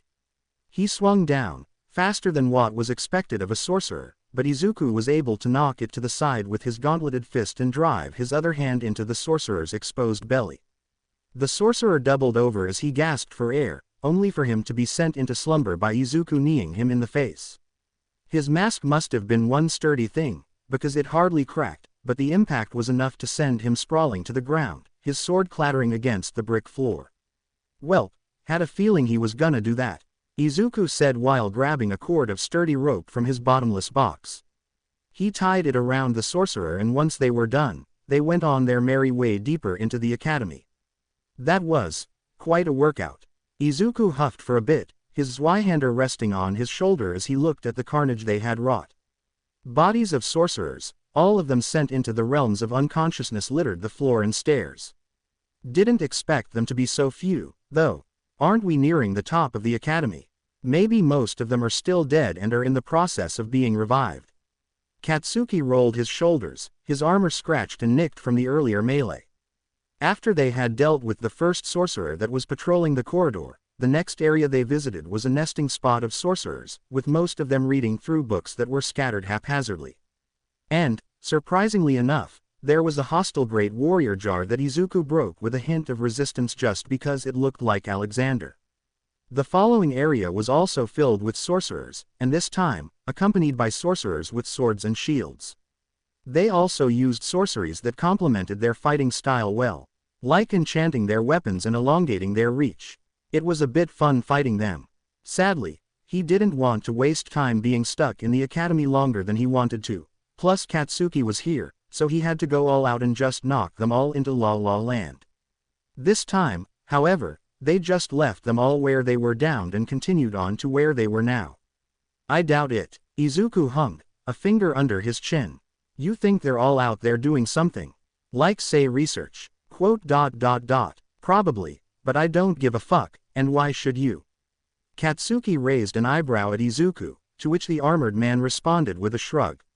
Hey, simple curiosity. Izuku then turned to head for the final corridor, and what greeted him made him frown. Well, shit, what do you mean what the fuck is that? Katsuki narrowed his eyes. A golden, shimmering mist blocked their path, and he wasn't too keen on approaching said thing that might be bad for his health. Well, it was bad, just not in the way he was thinking. Unlatching his bottomless box, Izuku passed it over to Katsuki, who began to realize what the armored man was gonna do. Wait for me back at where I said you would. It'll maybe take a few hours, maybe even a few days. Izuku said, his eyes not leaving the mist that shimmered all the while. I've also arranged for someone to keep you company while I'm away. You'll know her when you see her. Quote. All right. Katsuki wasn't normally one to agree quickly, but the tone Izuku had was something he didn't want to challenge, so with a brief nod, he went back to the site of grace. Sighing, Izuku took a step forward, sword ready to raise havoc. Touching the mist with his hand, he felt his palm tingle, the sensation going through his entire arm as he pushed onward. Once he was past the mist, he looked around to see that he was in some kind of giant hall with expensive-looking chandeliers hanging from the ceiling. And there was a huge red wolf in the center, looking at him like he was lunch. Okay, Izuku didn't expect that. Maybe it would be easy after all. And then his eyes widened when it casted sorcery. Dodging to the side, he narrowly avoided the flying blue spectral sword, only to immediately block an incoming attack from a pouncing giant wolf. Yeah, this was going to be a pain. Izuku growled, his Zweihander ready for battle. He lunged forward, narrowly dodging a sword made of blue light careening straight towards him. He skidded across the ground, his iron boots creating marks on the concrete floor. Looking up, he saw the red giant wolf pounce towards him, maw wide open with its teeth glistening underneath the bright candle lights. He sidestepped the attack, the red wolf's maw shutting tight with a loud snap. As it flew past him, Izuku raised his Zweihander and slashed sidewards, his blade carving through flesh and fur. Blood seeped from the gnarly wound as the wolf whimpered from the pain, but it didn't look like it had lost the will to fight just yet. Snarling, the wolf landed on the ground and turned, more glintstone swords appearing out of thin air, ready to skewer him a new asshole. Izuku hefted his Zweihander on his shoulder, his other arm down on the ground mimicking the posture of that night he fought with Blade. The glintstone swords flew, and Izuku's body moved. He dodged one by rolling to the left, his head still near to the ground. Jumping up, he dodged another one, the glintstone sword piercing through the bricks underneath him, leaving a hole through the floor. He slammed the last sword against his Zweihander, shattering it into motes of light. Izuku whirled, only to find the wolf's maw looming inches from his face. Eyes wide, he brought his Zweihander down in a desperate slash, carving deep into its snout. A pained whimper left its throat, but it didn't stop its attack. Izuku braced himself for the pain, and when the wolf bit down, its giant teeth pierced through his armor, and then his flesh. He swallowed down a scream as a grunt left his lips, his blood seeping out the grievous wounds marred on his flesh. His grip against his Zweihander tightened, the seal on his left hand glowing its ominous red as he let the power of the dragons course through him. Above his head, the head of a spectral dragon formed, a roar echoing throughout the room as it displayed its glorious self. Looking down, its glowing eyes spelled murder as its maw gaped open. Soon after, a gout of flame washed down upon the giant wolf. This was enough to cause it to recoil and let go of Izuku, his battered and wounded body thrown to the ground like a sack of potatoes. The spectral dragon head vanished, and Izuku didn't waste time to moan about his agony. His hands rummaged through his pack and withdrew a flask of crimson tears and gulped down 2 sips. His wounds flared, pain momentarily searing through him as he gritted his teeth. Then, it was gone. Looking down, he saw his wounds closed, but his blood still marred his armor.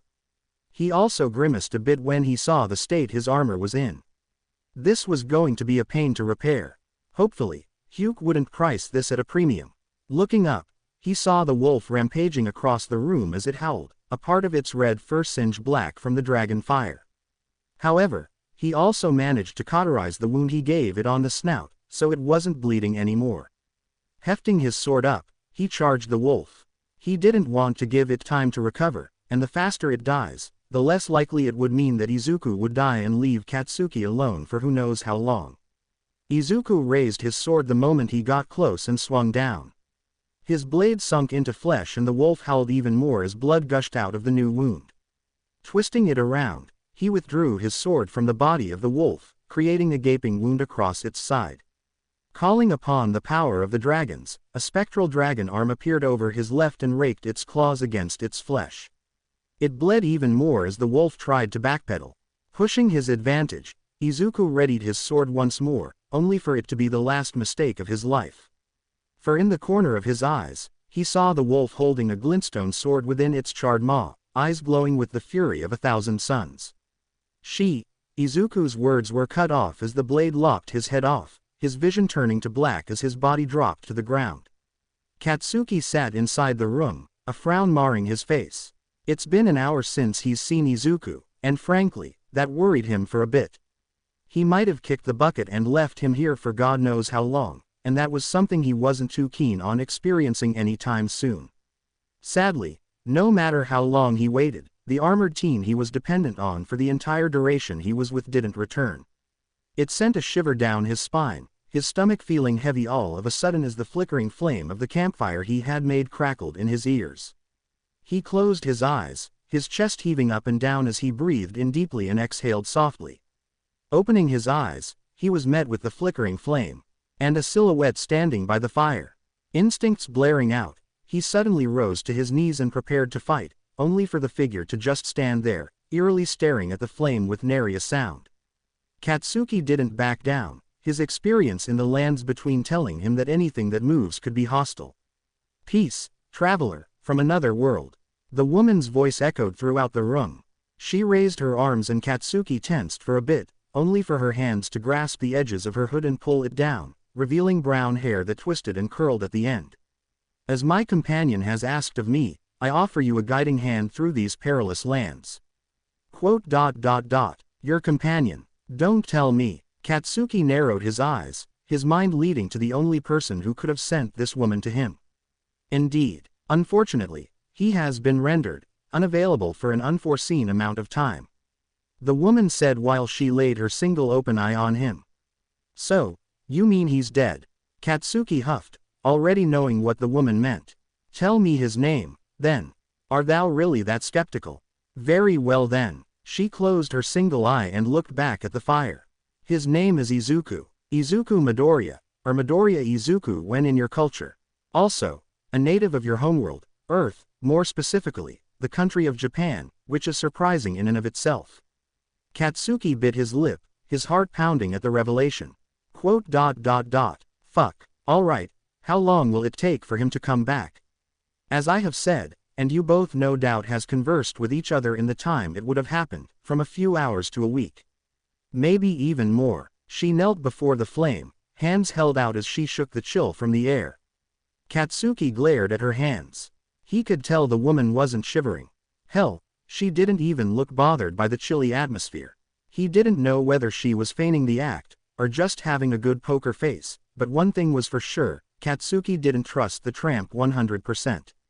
But if she was this privy to his secret, And in turn, Izuku, there must be some level of truthfulness in her words. Quote. Fine. Katsuki slumped his shoulders, his posture slouching as he set his ass back on the floor right next to the flame. So, what now? That depends on what you want to do. The woman turned her gaze back on the ash blonde. But forgive me, I have forgotten to introduce myself. I am Molina, companion of Izuku during his travels in the lands between. Quote. Right. Katsuki rolled his eyes, only for his brain to halt for a moment. Wait a sec. Didn't you say you were his companion? If so, why didn't I see you when I and Izuku were traveling? It was because I haven't revealed myself to you. Molina prodded the fire with a stick she had procured from somewhere. You may describe it as magic in your tongue, but I was always with him, ever since we met in Limgrave. Fuck, that means you were also in Japan, weren't you? Katsuki glared at the brunette, but the woman didn't respond. That was telling enough for Katsuki and he dropped the question. The two bathed in silence for a few minutes. The only audible thing in the entire room was the loud rustling of the lift right outside and the crackling of the fire. Katsuki tried to get his thoughts in order.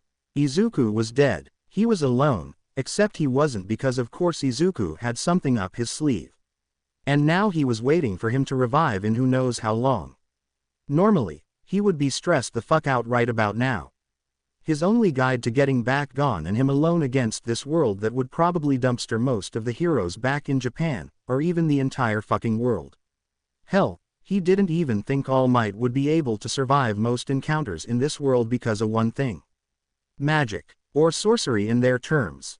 Earth relied on genetics and natural evolution, even if sometimes quirks didn't make sense and could even break physics because of course they would, but here, he couldn't make heads or tails about the magic that could be used here. Case in point, those sorcerer fuckers that used ethereal blades.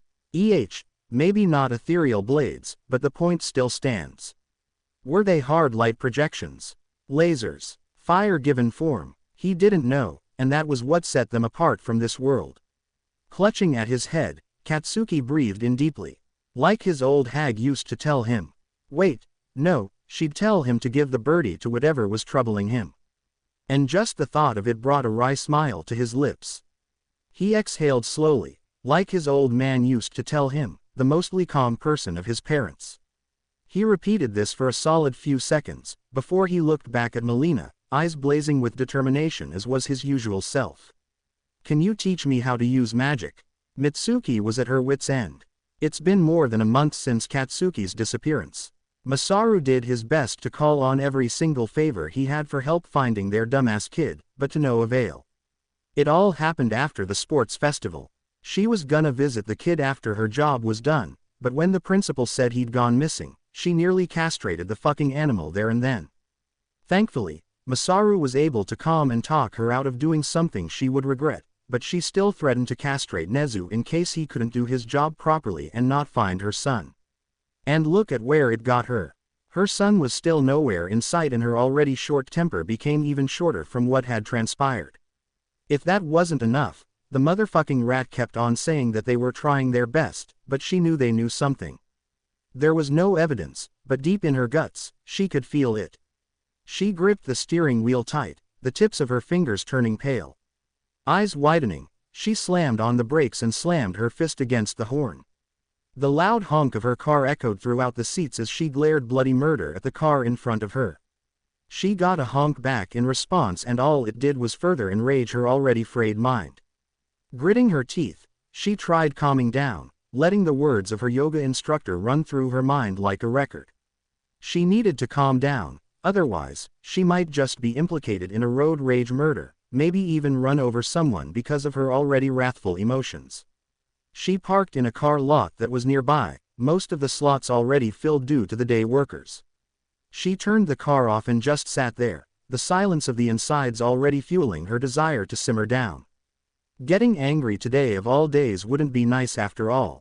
Turning to the passenger seat, she eyed the bouquet of flowers and a box containing a bottle of liquor, her best friend's favorite during their younger years.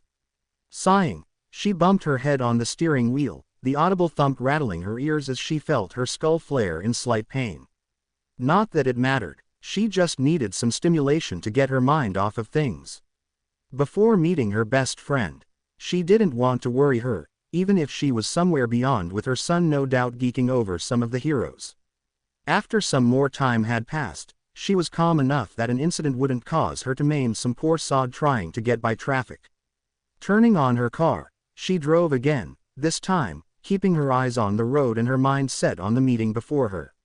The drive from the car park didn't last that long, only about 5 minutes before she parked in another car lot right next to her destination. Grabbing the bouquet of flowers and the bottle of liquor, she cradled them in her left arm and left her car.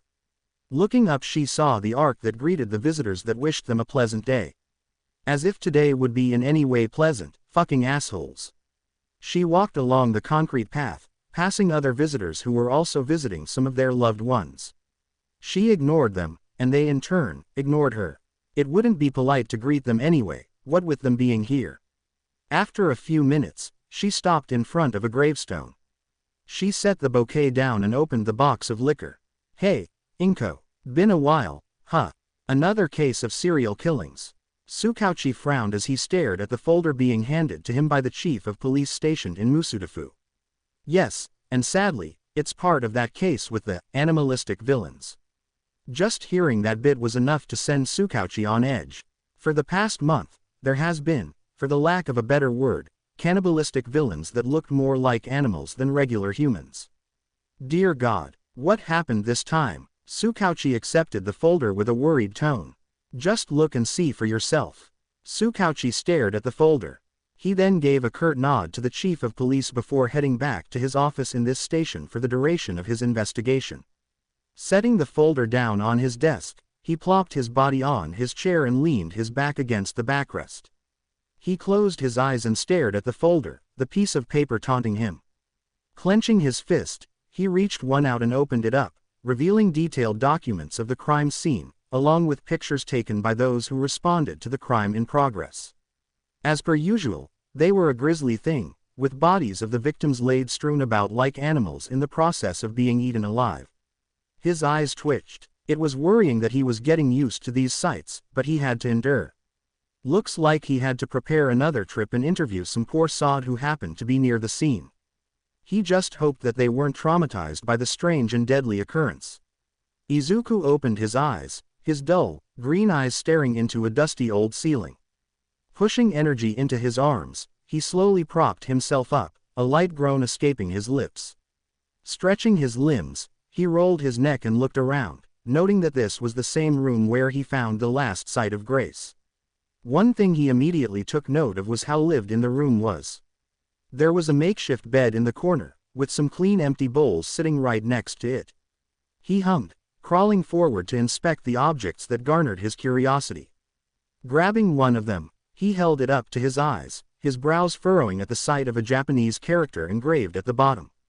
This is mine, all right. Now where the hell are they? Izuku murmured to himself as he set it down, eyes roaming around the room in search of clues as to where his companions had gone, only to hear some footsteps coming from the outside. Gripping his Zweihander close, he readied himself for a sudden engagement, only to spy some ash-blonde locks peeking out from the corner. Lowering his arms, he waited for the two to come into view, and a smile graced his lips as he saw them talking to each other animatedly, only for them to stop when they saw him sitting on the ground. Fucking finally, you're back, Katsuki barked as he stepped close, Molina not too far on his trail. Yep, I'm back. Izuku stood up, his hands going up to his helmet to take them off. How long has it been? 3 days. Molina was the one who answered. Well, it's not that bad, all things considered. Izuku shrugged and he looked at Katsuki. So, what were you up to while I wasn't here? This. It was then Izuku noticed what was in Katsuki's right hand. How had he not seen that? The ash blonde raised the staff and the glintstone gem on the top glowed. He then swung it down, a blue glowing projectile launching from the gem and straight into the wall. The projectile shattered into crystals, vanishing amidst the air as they floated slowly to the ground. What the fuck? You actually learned how to use spells. Izuku raised an eyebrow at the spectacle. No shit, Katsuki huffed, arms crossed as the staff laid in his grip. Took a while to learn how to do this shit, and even then, I can only do them, I think. 4 times before I start to feel a bit dizzy. Well, color me surprised then. Izuku let out a low whistle. I mean, I know that I have the possibility to do what you do, and even more because of my special circumstances, but props to you for learning the most basic spell in 3 days. Quote. I don't know whether you're being sarcastic or sincere. The ash blonde narrowed his eyes at him but shrugged right afterwards. Not like it matters. I've got fucking magic. A smile graced his lips as he stared excitedly at his staff. By the way, where did you get that? Izuku asked Molina, who just pointed towards his bottomless box that was sitting right beside the bedroll. Oh, right, forgot we actually took some of those lying around the academy. Please don't tell me you forgot some things during the time you were dead. Katsuki stared at him, a natural deadpan forming over his face. I do forget some things, but mostly inconsequential matters that don't really need my attention. Izuku pointed at the staff Katsuki was holding. Like that staff, you think I'm going to use it when I'm using another form of power? Quote. Point. Katsuki acquiesced at the words. But why get them at all if you're not going to use them? I have a bottomless box. That doesn't get filled no matter how many things I store inside. Izuku curled an eyebrow at the ash blonde. If that isn't grounds to hoard as many things as I can, I don't know what is. Quote. Point again. Katsuki grumbled, clearly agreeing with the sentiment. Anyway, now that you're back, what do you plan on doing? Same thing I died trying to do, kill that damned wolf blocking the way to the top. At the memory of that giant, red wolf, his eyes screamed bloody vengeance. Sure, he didn't hold a grudge whenever he died, but now that he was trying to take responsibility for Katsuki's life, dying so often wasn't on the table. Wait, there's a giant, fuck-off red wolf blocking the way. Katsuki raised his eyebrows at the sudden revelation. How big? The size of a small car, maybe a bit larger.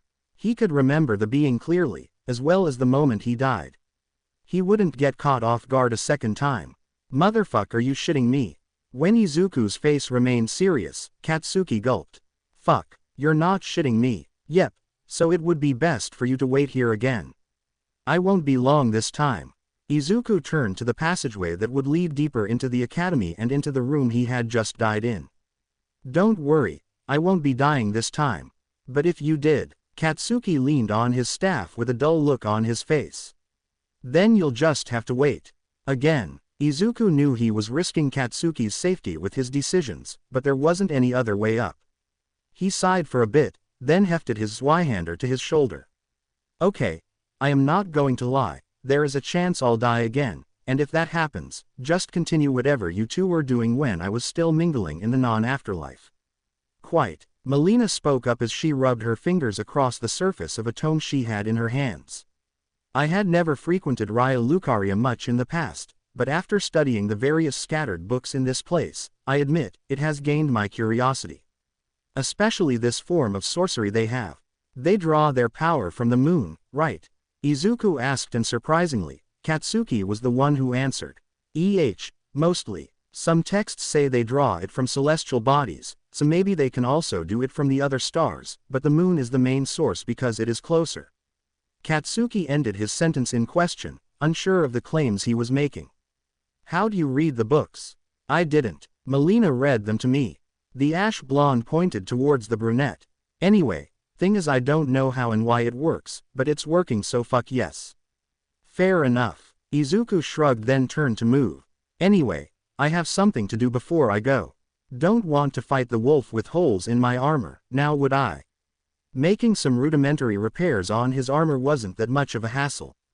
The crafting kit, which also doubled as a maintenance-cum-smithing kit for his weapons and armor when he didn't need Master Huji's services to patch up his banged-up armors, was a godsend for the repairs. Once he was done, which took about half an hour, with Katsuki and Molina busy studying one of the tomes on the side while he did his work, he donned them without an ounce of trouble. Checking to see if his gear needed any more repairs, he nodded to himself, happy at the outcome. All right, I'll see you in a bit. If I don't return in, let's say 3 hours, then assume I'm dead again. His feet started guiding him to the passageway, before he stopped and turned back to face the two others in the room. By the way, How'd the reception treat you here while I was away? Same old. I just knocked them out and ran back here. Molina helped, of course. Katsuki glared at Izuku. By the way, you didn't tell me that they couldn't come into this room. Why? Izuku glanced at the floating sight of grace, the thing that only he and Molina could see because Katsuki wasn't tarnished. I have no idea. And when Izuku said that he meant it. For some reason, none of the hostile creatures that roamed these lands approached a site of grace, unless they were actively chasing something that was running towards said site. It confused Izuku a great number of times, but he just got used to it. Seeing no point in talking more, he stepped out, already thinking about the wolf and how to deal with its bullshit magical attacks, only for a blade to whistle past his head. Instinct took over, and he jerked back just in time to avoid getting his helmet split open. You, the swordsman sorcerer yelled as he got into a stance. I will not let you, nor your friend, wherever he is now, humiliate me again. Prepare to die. Ah, right, I forgot you're all awake. Izuku sighed at that. Oh well, at least he'll be able to get a warm-up before the big fight. The fights leading up to the giant wolf was indeed enough of a warm-up to get his blood pumping. Now that Katsuki wasn't here, he wasn't that much held back in his attacks because he had to protect the ash blonde at the same time. Of course, since they weren't the same insane and probably emotionally dead beings that roamed this land, he made sure to just knock them out instead of killing them. He really didn't like killing sentient people unless they deserved it. Now in front of the fog wall, this time, he made sure that his flask of wondrous physic was full and fit for the scenario at hand. He gulped the liquid down and felt his strength surge. Packing it back in his pack, he placed a hand in front of the fog and pushed his whole body through. Now on the other side, a grin formed on his lips, his eyes glaring at the giant, red wolf that looked like it was still licking its wounds from the battle he had 3 days prior. Although, looking closer, they were just scars and it had already healed everything he had dealt to it. That wasn't a surprise to Izuku. In fact, he expected this. The scars looked cool, though, especially the scorch marks that gave its fur a more intimidating feel. Not that he felt any fear. Round 2. You giant fleabag. Izuku howled and quickly let the power of the dragon's course through his left arm, a spectral dragon arm forming over the limb. The wolf growled in response and summoned homing blue swords that soared through the air, all of which Izuku had no trouble dodging. His boots skidded across the ground and kicked up dust, all the while the wolf growled and conjured a fiery sword as it leapt high into the air. Izuku, sensing the incoming attack, backpedaled at the last second, avoiding the slam as it tore chunks of the ground out like a geyser. The bits of concrete and bricks slammed against Izuku's armor, but it didn't bother him.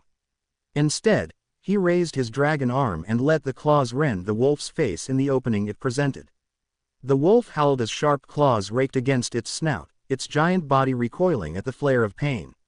Izuku's dragon claw vanished, but he wasn't done yet. Summoning the power of dragons into his head this time, he let out a mighty dragon roar, shaking the venue to its core. Heat traveled up his throat as he pointed his snout directly towards the wolf still recoiling in pain.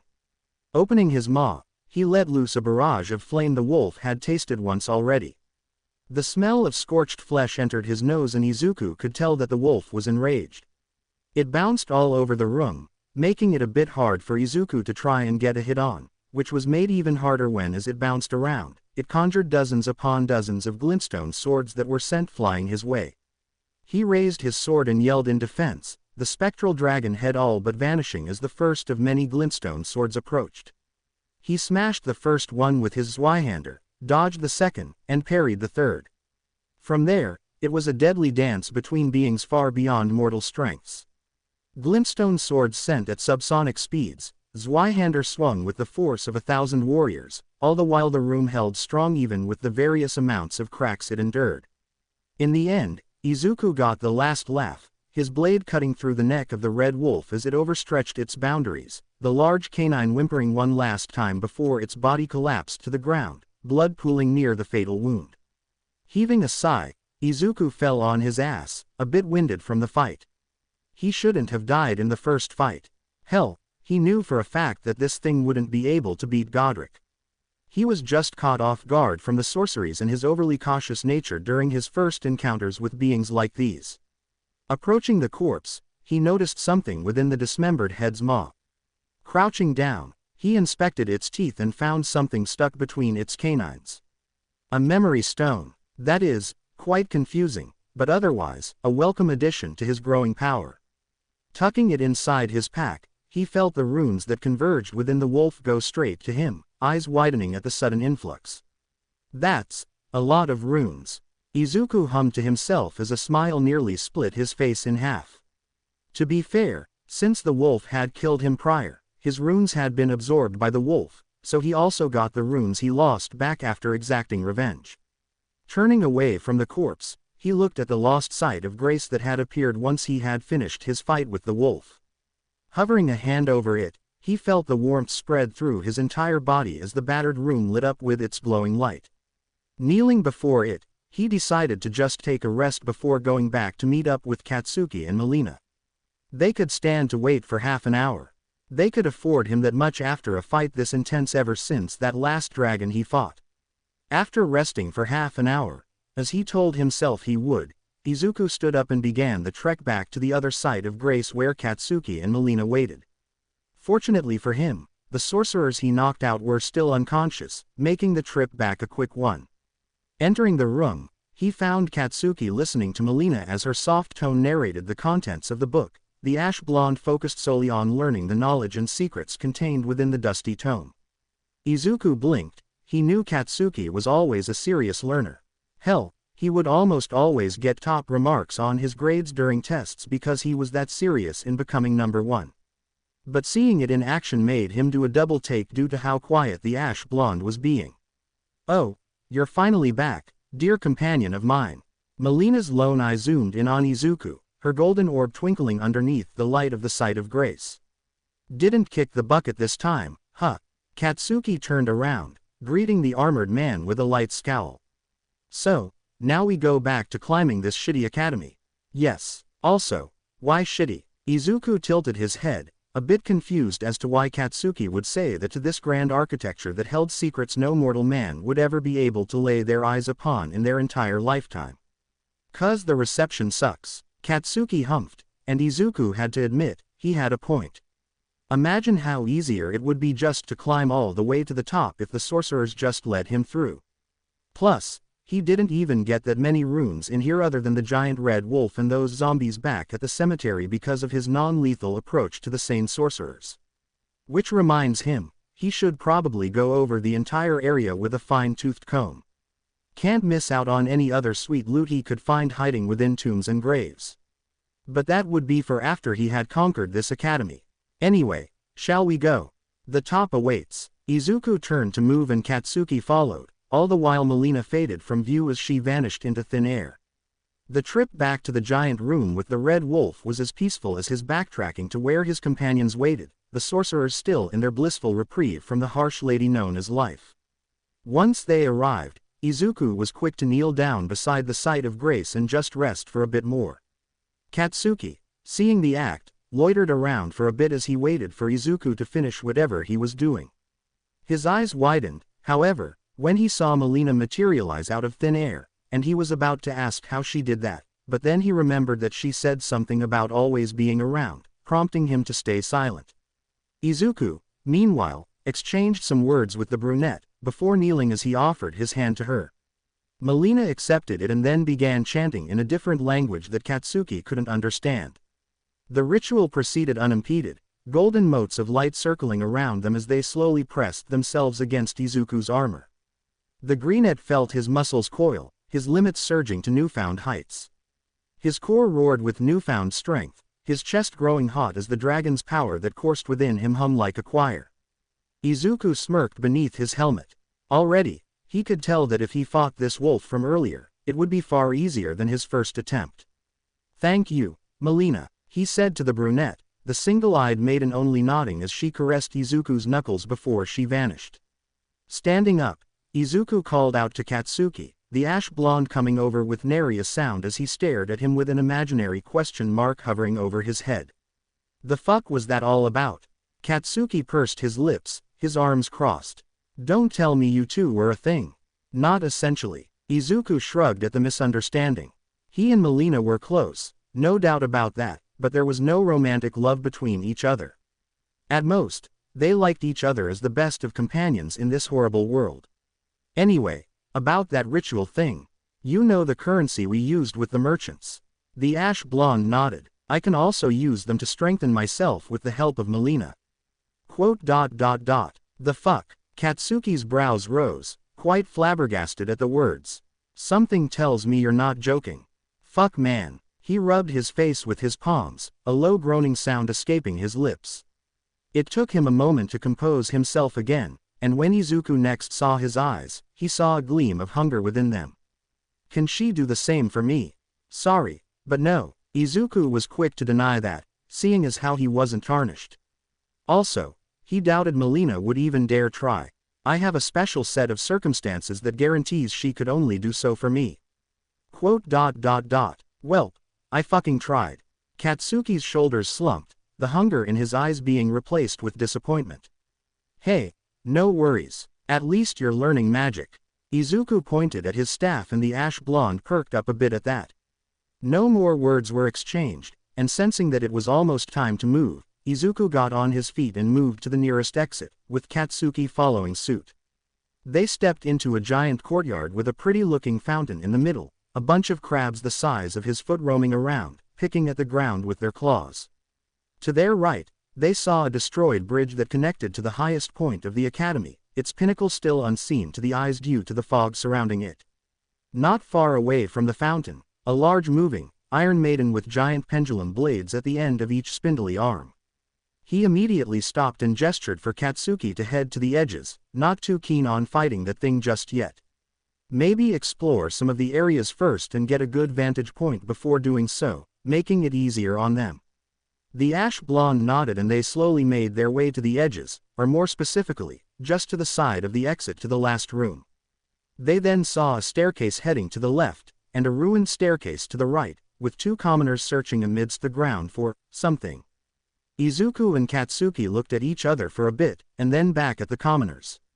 They approached them, but they didn't seem hostile. Leaving them alone, they decided to head for the left staircase first. At the top, they saw a bunch of small warrior jars and a sorcerer overlooking what looked to be some kind of cracked pot in the corner. They decided to approach them, and their footsteps alerted the sorcerer and warrior jars to their presence. Who are you? The sorcerer turned, hands gripping his staff as he held his head high. Quite strange, never had visitors this high in the academy in recent years. Well, we do have business with your queen, Izuku admitted, causing the sorcerer to grip his staff tightly. Then, tell me, what is your purpose, meeting with our queen and headmistress?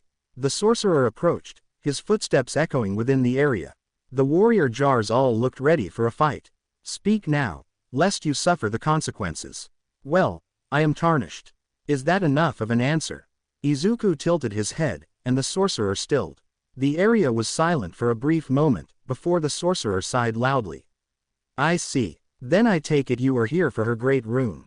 He turned around and went back to staring at the corner before they interrupted him. Go, and leave me be in peace. You never saw me. Izuku raised an eyebrow at the words, then looked back at Katsuki, the ash blonde also having the same confused expression on his face. After a brief moment of silent contemplation, they left the sorcerer and went back down the stairs. That was weird. Izuku started, his hand gripping tightly against the grip of his Zweihander. Never thought I'd see a non-hostile sorcerer. Fucking said it, Katsuki groused. Thought for sure we were gonna have to knock his lights out. It didn't take too long to reach the foot of the stairs, and then they set their sights on the other set of stairs, this time ruined beyond repair. It wouldn't take too long to scale, but he no doubt had to be a bit careful in case the footing was a bit loose. Again, they ignored the commoners still scrounging about the ground. And a bit amusingly, the crabs were also with them, as if they were helping the commoners with their claws. It was kind of cute, honestly. Finally reaching the top. Well, not really the top, there was still a staircase behind them. They saw commoners kneeling before two sorcerers posted above looking over them like guardians. They could even see a sorcerer inside the room just directly ahead. Halt there. Who are you and why have you interrupted our ceremony? One of the two sorcerers above pointed their staff at them, the tip glowing as the power of the stars surged from within. Izuku then looked at the commoners kneeling in front of them, their eyes glassy and mouth agape, as if their mind was as empty as a ransacked barn. Before that, are your listeners okay? They don't look so good. Izuku pointed at the commoners and he felt that the sorcerer scowled at the insinuation. Yes, they are quite sound of mind. The sorcerer's staff lit up even more. Izuku had to do a double take, looking back at the commoners still looking like they were lobotomized and carefully propped up in their kneeling position. Now, answer my question, or face my might. I have business with your queen. In an instant, Izuku dodged a glintstone shard that was sent hurling his way. No one should be meeting the queen at this time. Intruder. The commoners that were once kneeling slowly stood up, groans exiting their lips as they turned to look at both Izuku and Katsuki. They looked like some of the dead they dealt with back in the cemetery. Not letting the sorcerers have the upper hand, Katsuki immediately blew himself to the top, his gloves already hanging from his belt ever since the sorcerers pointed their staffs at them. The mask-wearing sorcerers quickly pointed their staffs at the flying ash blonde, only to let out a yelp as kukris embedded themselves into their arms. Glintstone shards zoomed past Katsuki, not even managing to scratch him as he let loose an explosion with his hands all while wearing a manic look on his face. Both of the sorcerers cried out as the blast took them by surprise, their bodies ragdolling across the ground as dirt and grime marred their robes. What is going on out there? The sorcerer from inside stepped out of the room, only to pause as he looked at Izuku making quick work of the mentally disabled commoners with his Zweihander, their blood pooling on the ground, creating a river of red. By the queen, you vagrant! His staff raised, a glintstone comet was sent hurtling towards Izuku's direction, not that it was a problem as he just swatted it down with his blade. This, however, didn't deter the sorcerer, his two-headed mask hiding the furious snarl deep within. He conjured another glintstone comet, but Izuku was having none of it. It's been a while since he's used it, but it was always a blast showing the enemy just how outmatched they were. Stomping the ground, he felt the pulse of energy within him stir. The sorcerer let his attack loose, and Izuku bashed it against his shoulder. He felt the impact, his armor creaking from the magic, but his stance remained firm. As the attack dissipated, Izuku pushed forward and swung his Zweihander from bottom to top, his blade sparking across the ground. Of course, he intentionally missed, the tip of his blade barely scratching the nose of the sorcerer, but it was enough of an opening to knock him out with a simple pommel strike. The sorcerer collapsed like a sack of potatoes and Izuku exhaled, his shoulder a bit sore from tanking the damage. I heard a loud-ass explosion in there. The fuck happened? Katsuki yelled from above and Izuku yelled back. Nothing to worry about. Izuku looked at the sorcerer, then at the body that was hanging on the balcony. He clicked his tongue. Would they at least care for the bodies that littered this place? Approaching said body, he spied something glinting within its breast pocket. Slinking his hand through it, he grabbed the thing and brought it to his eyes. It was a whetstone, but blue in color. And he could feel the expanse of the stars within it. He blinked. Okay, that was new. At least with this, he can ask Master Hugh to diversify his weapons if he ever needed some new gear to test out. Putting it in his bottomless box, which he took from Katsuki the moment they arrived back in the room with the giant wolf, he whistled a tune as he headed back out of the room, only to come face to face with the Iron Maiden looking at them from below, one of its pendulum arm raised. Ah shit. Izuku quickly bent his knees and the pendulum arm soared through the air, the blade cutting through where his neck would have been had he not ducked.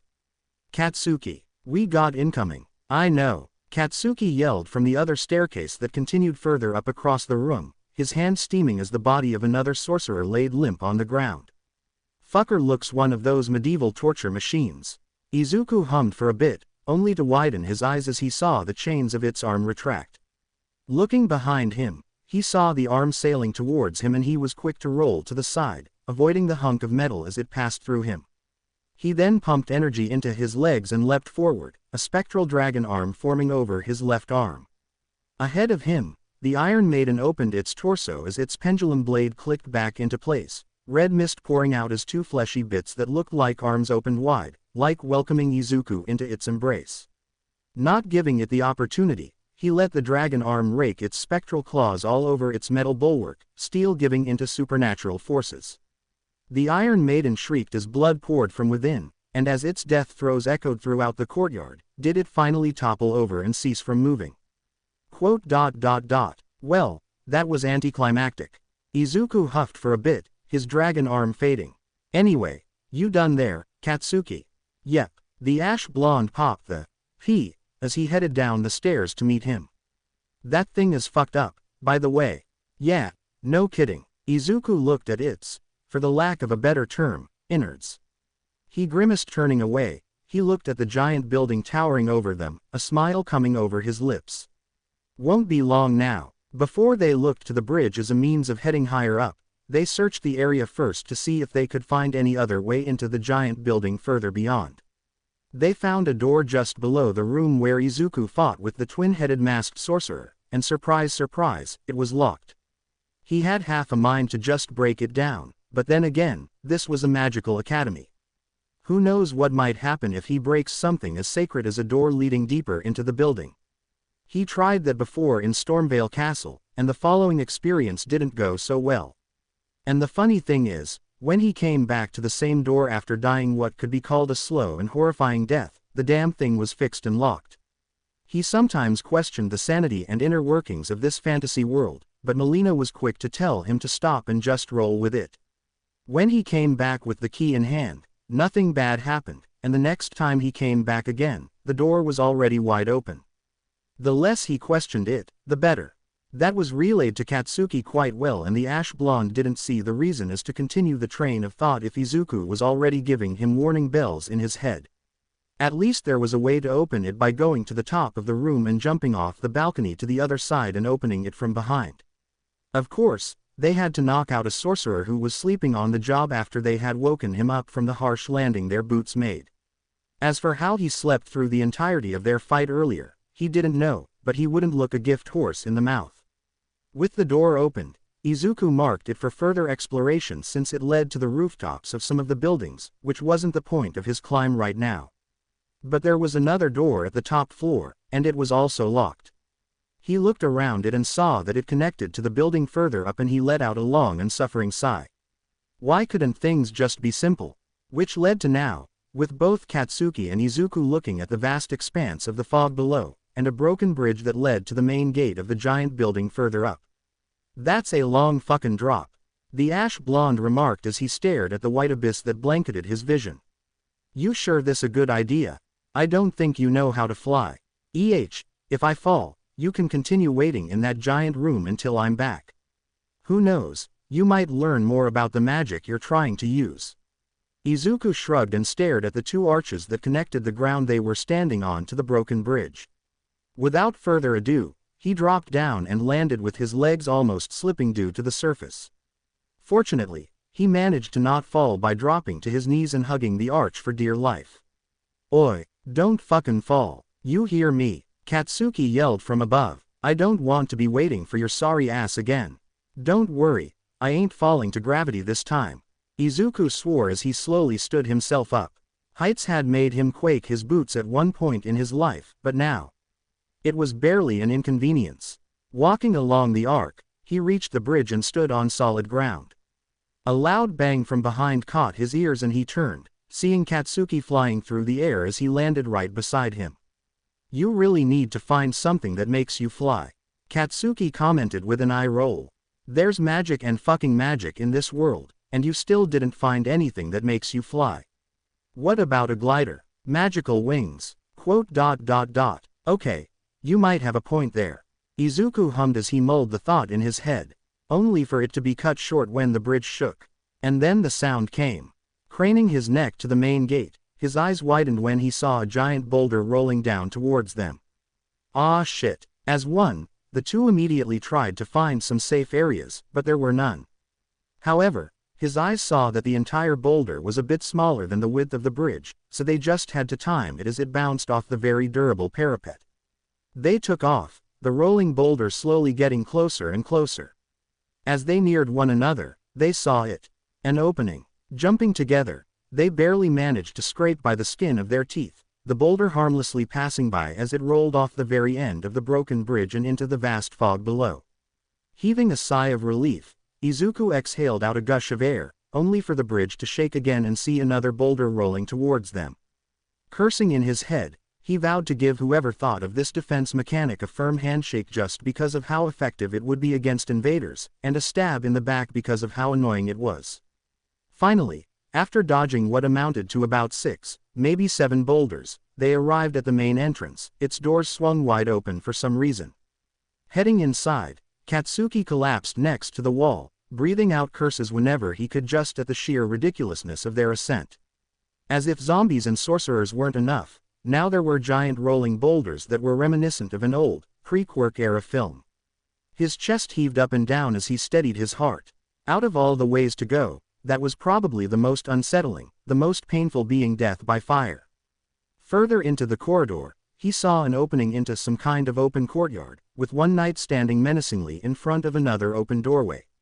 Looking back at Katsuki, the ash blonde just nodded as he stayed in his sitting position, clearly stating that he wanted nothing to do with that except watch. "You sure? Thought you liked fighting." All he got was the ash blonde shaking his head. "Nah, still need to practice my sorcery by doing some meditative shit." He grabbed his staff and laid it against the ground, the crystal on its end glowing a light blue. "Just go and wreck his shit. All right then." Izuku turned around then readied his gear. His flasks were still filled up. His armor didn't have the huge holes the red wolf's teeth caused, even if there were some dents here and there because it was a patchwork job, and his Zweihander was still looking ready to maim and slaughter some more. Hefting his weapon against his shoulder, he strode out of the corridor and into the courtyard. "You are unwelcome here, trespasser," the knight declared, his sword gripped firmly in his right and a shield strapped on his left. A staff hung on his back, the crystals on the end remaining unlit, but Izuku could sense the power residing within. "Your rampage through the academy has not gone unnoticed. However, since you have spared our sorcerers, I will grant you the chance to turn back. Or even remain for the duration of your stay." He glanced up at the towering structure behind him, then returned his glare to Izuku. "You will not meet with the queen, Tarnished. Well, that saves me the trouble of introducing myself." Izuku readied his Zweihander, its edge ready to spill blood. "That being said, can I really not just go up and ask for the Great Rune? After all, I'd rather not kill if possible. Your intentions, noble it may be, but I have sworn my oath." The knight readied his weapons. "You shall not pass, not while I draw breath." "Well, I tried." Izuku sighed. "Oh well, at least when he kills him, he would be back in maybe a few days to come back and guard his mistress. That is, if she was amenable to giving him the Great Rune." The two stood motionless, the howling whine the only sound in the empty courtyard. And then, just like a snap of the fingers, they moved. Izuku's sword crashed against the knight's shield, metal ringing through the air. The knight grunted, bracing against the impact. He backed off when he saw the knight going for the stab, his blade piercing nothing but air. Channeling draconic power, he lashed out with a dragon arm, but the knight's shield flared with blue light, deflecting the blow.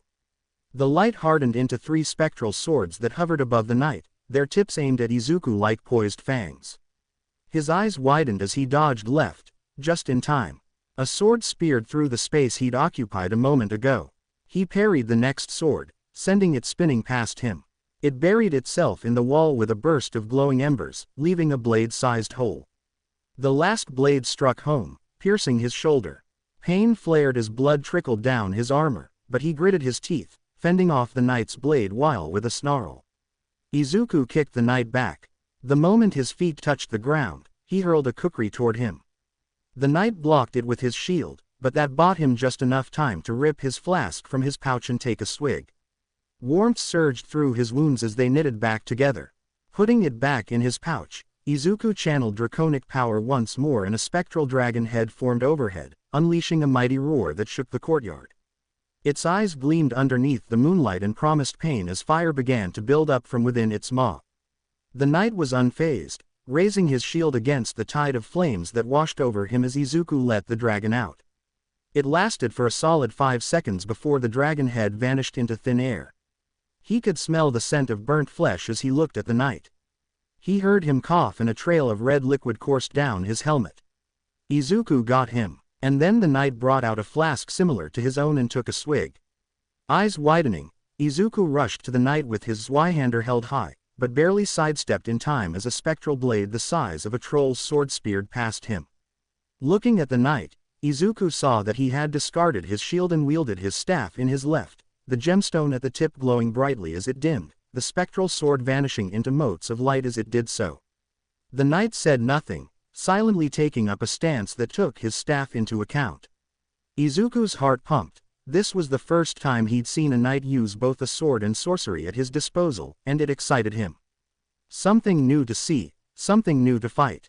A grin overtook his face as Izuku rushed forward, his Zweihander trailing from left to right as he tried to cleave through the knight's defenseless side, only for the knight to step back and ready his staff, the gemstone at the top glowing bright once more. Instinct took over and Izuku ducked, the giant spectral sword piercing through where his head would have. His grin didn't vanish and he immediately stepped up to deliver a piercing blow, only for the knight to parry it to the side with his blade and deliver a kick to his head. Izuku tilted his head up and the knight's boot barely scraped off the underside of his chin. Seizing the moment, Izuku grabbed the knight's leg with his left hand and pulled him down, forcing the knight to the ground, but he could see the staff's gemstone glowing.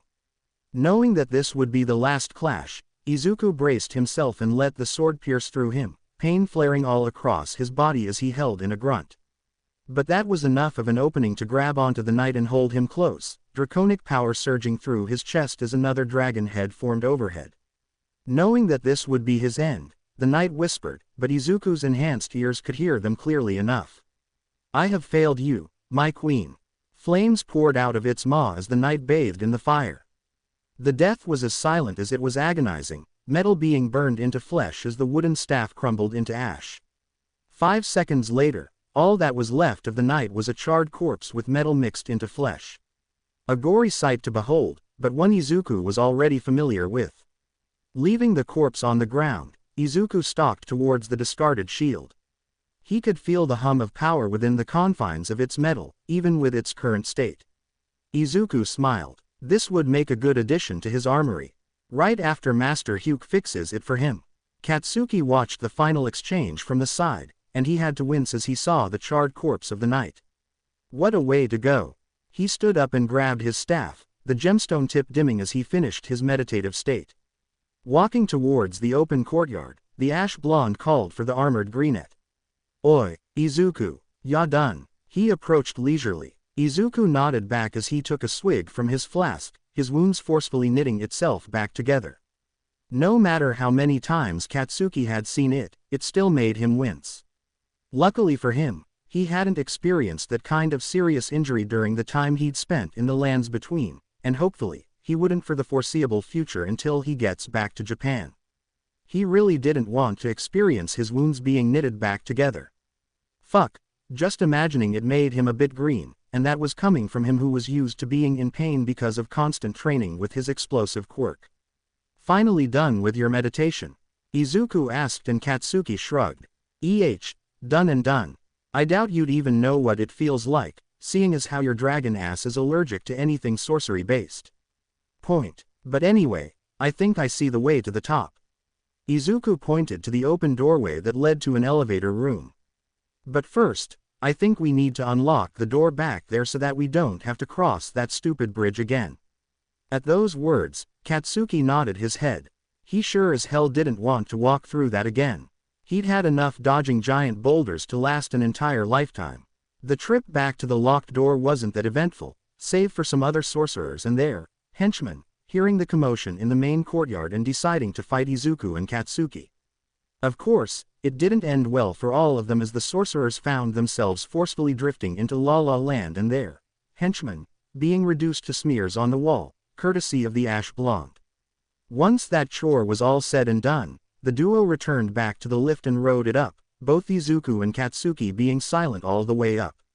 They saw the opening at the top get closer, and as the moonlight from above dawned upon them, they saw a giant, closed door right in front of them, the lift stopping with one last click. Looking at each other, their eyes observed their surroundings, noting nothing much in the open area before what was probably the topmost structure of the entirety of this academy. Approaching the door, Izuku laid his hand upon its metal surface, sliding his palm across its structure as he felt something from within beckoning him. calling him. It's here, Izuku said as he turned back to Katsuki. The great rune. I can feel it. So, what? I go back to that room and wait for you again. Katsuki huffed with his arms crossed. Fucking hell man, you sure you can't just do it in one try? 3 days was already fucking boring. If you die multiple times, who knows how long we'll be here. I know. Izuku sighed, hand leaving the metal door as he closed his eyes.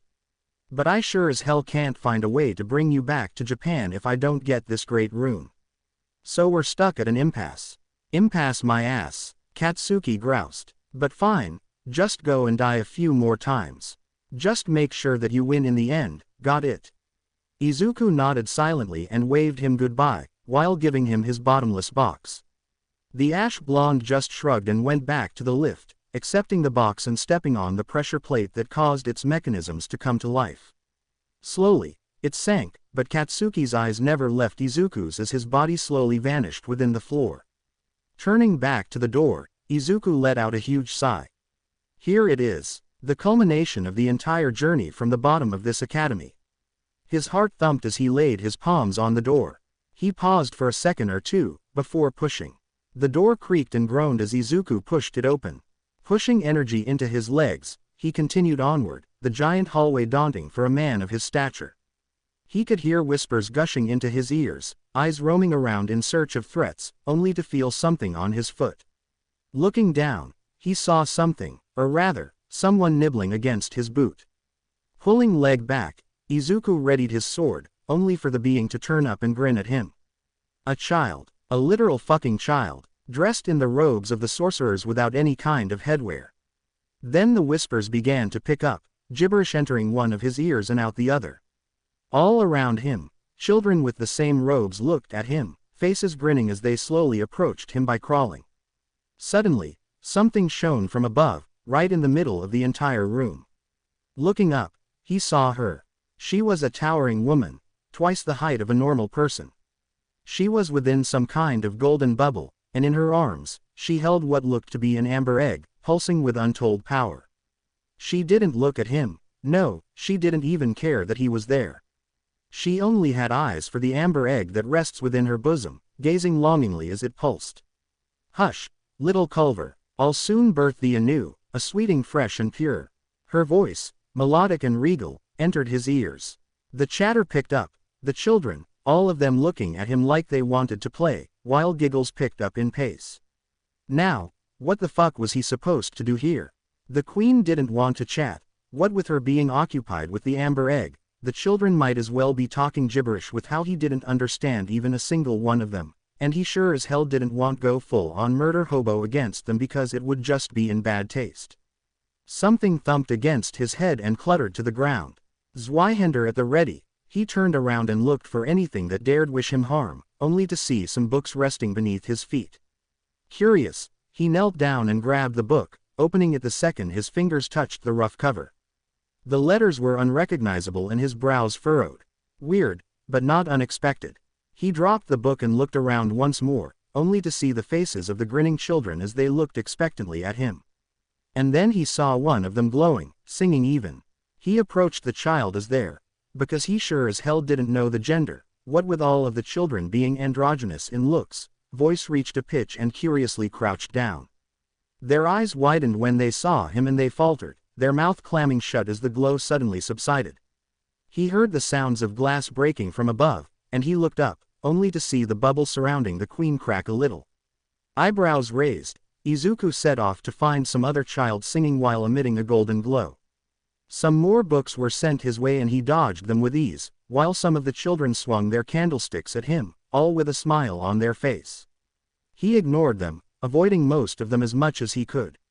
When got to the next child, he knelt in front of him and booped his forehead with his finger, the sudden contact snapping them out. More cracks filtered in his ears and he continued. The giggles and chatter picked up even more, with more books being sent his way. More children fell from above as they landed harshly against the floor, their faces also locked into that eerie grin. He wasn't going to lie, this was very, very weird for him. The last one, he flicked a finger against. The child moaned for a bit as his voice cut off, and then something shattered. Looking back towards the queen, her bubble broke into pieces of glass as she fell from the air. Landing on the ground with a thud, Izuku winced a bit at the harsh impact, but he noticed the queen not suffering any damage whatsoever, her eyes still locked on the amber egg. Approaching the woman, Izuku gripped his weapon tight, in case she decided that he was finally worth her time and threw something at him, but even within an arm's distance, she just didn't care. She clutched onto the egg gently, eyes full of adoration and love, and somehow, that made Izuku cringe a bit. When was the last time someone looked at him like that? His memories of his mother may be hazy, but he could still remember the time when she gazed upon him with the same feelings, decades ago when he was but a sweet, little child. Because of that, no matter how much he tried to psyche himself up, he couldn't raise his sword against the queen, even as the children continued hurling books at him with some sort of telekinesis. But taking the egg, well, that was another thing. Grasping the egg with a firm grip, he tugged. The queen, sensing the imminent threat, scowled as she tugged back. The rest of the children around them went quiet, some of them even scampering back and hiding as the queen pushed energy into her arms. Izuku would not budge. He would get the great rune, and something told him that it was probably inside this amber egg the queen was holding. Expelling air from his lungs, Izuku tugged one last time, but it proved too much as he inadvertently forced the egg out of the queen's hands and out of his as it went flying through the air. It landed with a wet, sickly thud a few meters away.